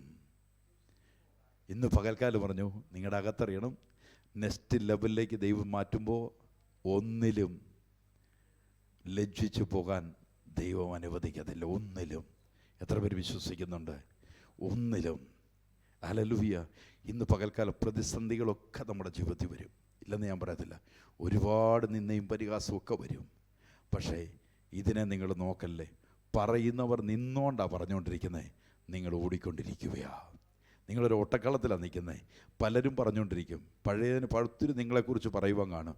പറയുന്നവരൊക്കെ അവിടെ പറഞ്ഞുകൊണ്ടിരിക്കട്ടെ. കർത്താവ് പറയുക, അവരിൽ ലജ്ജിച്ചു പോകത്തേ ഉള്ളൂ, അവരിൽ ലജ്ജിച്ചു പോകത്തേ ഉള്ളൂ. നിന്നെ വിളിച്ചൊരു ദൈവം വിശ്വസ്തനാണ്. ഹല്ലേലൂയ. എത്ര പേര് ആമേൻ പറയുന്നുണ്ട്? ഹല്ലേലൂയ. വിളിച്ചൊരു ദൈവത്തിൽ ആ പരിശുദ്ധാത്മാവിലായിരിക്കണം നമ്മുടെ ആശ്രയം വെക്കണ്ടേ. ഈ പരിശുദ്ധാത്മാവിനെ പ്രാർത്ഥിക്കണം അധികമായി എൻ്റെ മേൽ പകരുവാൻ. കർത്താവ് അധികമായി പരിശുദ്ധാത്മാവിനെ നെക്സ്റ്റ് ലെവല്, അടുത്ത തലത്തിലേക്ക് ആത്മാവ് അടുത്ത തലത്തിലേക്ക് കൂട്ടിക്കൊണ്ടുപോകും. അടുത്ത തലത്തിലേക്ക് മരുഭൂമിയുടെ അവസ്ഥ ഉദ്യാനത്തിൻ്റെ അവസ്ഥയാക്കി മാറ്റും. അല്ലെങ്കിൽ ശുശ്രൂഷകൾ അടുത്ത തലത്തിലേക്ക്, ഏത് തലത്തിലാണോ അത് അടുത്ത തലത്തിലേക്ക് മാറ്റും. അത് നമ്മൾ പറയല്ലേ, മോശയെ വിളിക്കുന്ന 80-ാമത്തെ വയസ്സിലാണ് പഴയ നിയമത്തിനകത്ത്. പത്രോസിനെ വിളിക്കുന്നത് ഒരു 40 വയസ്സിന് മുകളിലുള്ളപ്പോഴാണ്. ഓരോരുത്തരെ ദൈവം വിളിക്കുന്നത് തക്ക സമയത്താണ്. ഇന്ന് പകൽ പരിശുദ്ധാത്മാവിലിറങ്ങണം. ഇനി ആയിരിക്കുന്നത് നെക്സ്റ്റ് ലെവലിലാണ്. ഹല്ലേലൂയ. മനുഷ്യൻ എന്നോട് പറയുന്നു, അയ്യോ എത്ര നാൾ കൊട്ടിയിട്ട് നിനക്ക് എന്നാ നേടി? അയ്യോ നിങ്ങളുടെ വീടിൻ്റെ അവസ്ഥ ഇതാണോ, ഇങ്ങനെയൊക്കെയാണോ? പക്ഷെ ധൈര്യത്തോടെ പറയണം, അതിനപ്പുറേ ഒരു അടുത്ത തലത്തിലാണ് ഞാൻ നിൽക്കുന്നത്. ഈ ദിവസങ്ങളിൽ തന്നെ കർത്താവ് അത് മാറ്റാൻ പോവുക. അങ്ങനെ വിശ്വസിക്കുന്ന മാത്രം കണ്ണുകളെ അടച്ച് താങ്ക് യു ലോർഡ്. കർത്താവിനോടൊന്ന് പ്രാർത്ഥിച്ചേ. ഹല്ലേലൂയ. നിങ്ങളുടെ അകത്ത് വിശ്വാസത്തിൽ ഉറയ്ക്കണം. എന്നെ വിളിച്ചത് വേർതിരിച്ച സ്വർഗത്തിലെ ദൈവം. ഒരു മനുഷ്യനല്ല എന്നെ വിളിച്ചത്, ഒരു മനുഷ്യ ശബ്ദം കേട്ടുമല്ല. ഇന്ന് ഈ സഭയിൽ എന്നെ കൊണ്ട് ഇരുത്തിയിരിക്കുന്നതും ദൈവത്തിൻ്റെ പദ്ധതിയാണ്. ദൈവം എന്നെ വിളിച്ചേക്കുന്നേ, മനുഷ്യനെ വിളിച്ചിട്ടില്ല. ഹല്ലേലൂയ. നിങ്ങൾക്ക് ഒരുപാട് കുറ്റങ്ങൾ പറയാൻ കാണും. ഹല്ലേലൂയ. പൗലോസ് അതുകൊണ്ടാണ് പറയുന്നത്, അയ്യോ ഞാനൊരു അരിഷ്ട മനുഷ്യൻ, പാപികളിൽ ഒന്നാമൻ തന്നെ. പൗലോസിന് ഇടയ്ക്കിടയ്ക്ക് സുബോധം വന്ന പോലെ പൗലോസ് പറയുക, അയ്യോ ഞാൻ ഭയങ്കര തെറ്റുകാരനാണ്, കുറ്റക്കാരനാണ്. ദൈവം ഇത് കേട്ട് പറയുക, എൻ്റെ കൃപ കൊച്ചെ നിനക്ക് മതി. ഹല്ലേലൂയ. നിങ്ങളെ ദൈവം വിളിക്കുമ്പോൾ നിങ്ങളുടെ സകല സ്വഭാവം അറിഞ്ഞു തന്നെ ദൈവം വിളിച്ചേക്കുന്നത്. ഇന്ന് പകൽക്കാലം പരിശുദ്ധാത്മാവാണ്, നിങ്ങൾ ആരാണെന്നും നിങ്ങളുടെ ഇടപാടെന്നാണെന്നും മുഴുവൻ അറിഞ്ഞു തന്നെ ദൈവം നിങ്ങളെ വിളിച്ചത്. ഹല്ലേലൂയ. ആമേൻ. പൗലോസിനെ ദൈവം വിളിക്കും, പൗലോസ് ആരാണെന്ന് അറിഞ്ഞാണ് വിളിച്ചത്. എന്തിനു വേണ്ടി വിളിച്ചു? അടുത്ത തലത്തിലേക്ക്. ദൈവം നിങ്ങളെ അടുത്ത തലത്തിലേക്ക് മാറ്റും. കണ്ണുകളെ അടച്ച് പ്രാർത്ഥിക്കാം. കർത്താവേ എന്നോട് കരുണയുണ്ടാകണം, കർത്താവിൻ്റെ സാന്നിധ്യം എൻ്റെ മേൽ വേണം, കർത്താവിൻ്റെ അഭിഷേകത്തിൻ്റെ നിറവിൽ കർത്താവേ അടുത്ത തലത്തിലേക്ക് ഞങ്ങളെയും ഞങ്ങളുടെ കുടുംബത്തെയും ഞങ്ങളായിരിക്കുന്ന സഭയെയും കർത്താവേ അതങ്ങ് മാറ്റാൻ പോകുന്നതിനായ സ്തോത്രം. ദൈവം ഒരു വലിയ വിശാലതയിലേക്ക് ദൈവം നിർത്തട്ടെ. അവൻ കുഞ്ഞുങ്ങളുടെ മേൽ കർത്താവിൻ്റെ കൃപയുണ്ടാകണമേ. കർത്താവ് ജോലിക്ക് വേണ്ടി ഭാരപ്പെടുന്ന തലമുറകളുണ്ട്, അവർക്ക് വേണ്ടി പ്രാർത്ഥിക്കുന്നു. രോഗികളായിരിക്കുന്നവരുണ്ട് കർത്താവ് സഭയിൽ, അവരുടെ മേൽ ദൈവം സൗഖ്യം അയക്കണമേ. കടഭാരത്താൽ ബുദ്ധിമുട്ടുന്നവരുണ്ട്, അവർക്ക് വേണ്ടി കർത്താവ് നെക്സ്റ്റ് തലത്തിലേക്ക് അവരെ മാറണമേ. ഭാരപ്പെടുന്ന സകല വിഷയങ്ങളും കർത്താവെ അങ്ങയുടെ സന്നിധി തരുകയാണ്. യേശുവിൻ്റെ നാമത്തെ കർത്താവെ അവർ യേശുവിനെ ആരാധിക്കുന്ന തലമുറകൾ എഴുന്നേൽക്കട്ടെ ഈ ദേശത്ത്. യേശുവിൻ്റെ നാമത്തെ കർത്താവെ പ്രാർത്ഥിക്കുന്നു. അങ്ങയുടെ കരുണയുണ്ടാകണമേ എന്ന് പ്രാർത്ഥിക്കുക, അങ്ങയുടെ കൃപയുണ്ടാകണമേ എന്ന് പ്രാർത്ഥിക്കുക. ഇവരെ ദൈവം മാനിക്കുന്ന കൃപയ്ക്കായി സ്തോത്രം. സകല മഹത്വത്തിനും സകലത്തിൻ്റെ ഉടയവനായ കർത്താവേ, യേശു ക്രിസ്തുവിൻ്റെ ആത്മാവ് ഞങ്ങളുടെ കൂടെ ഉള്ളതിനായി സ്തോത്രം. അത് യേശുവിൻ്റെ നാമത്തിൽ തന്നെ. ആമീൻ ആമീൻ. Thank you Lord. കർത്താവിൻ്റെ വേലയ്ക്കായി വിതയ്ക്കാം. കരങ്ങളിൽ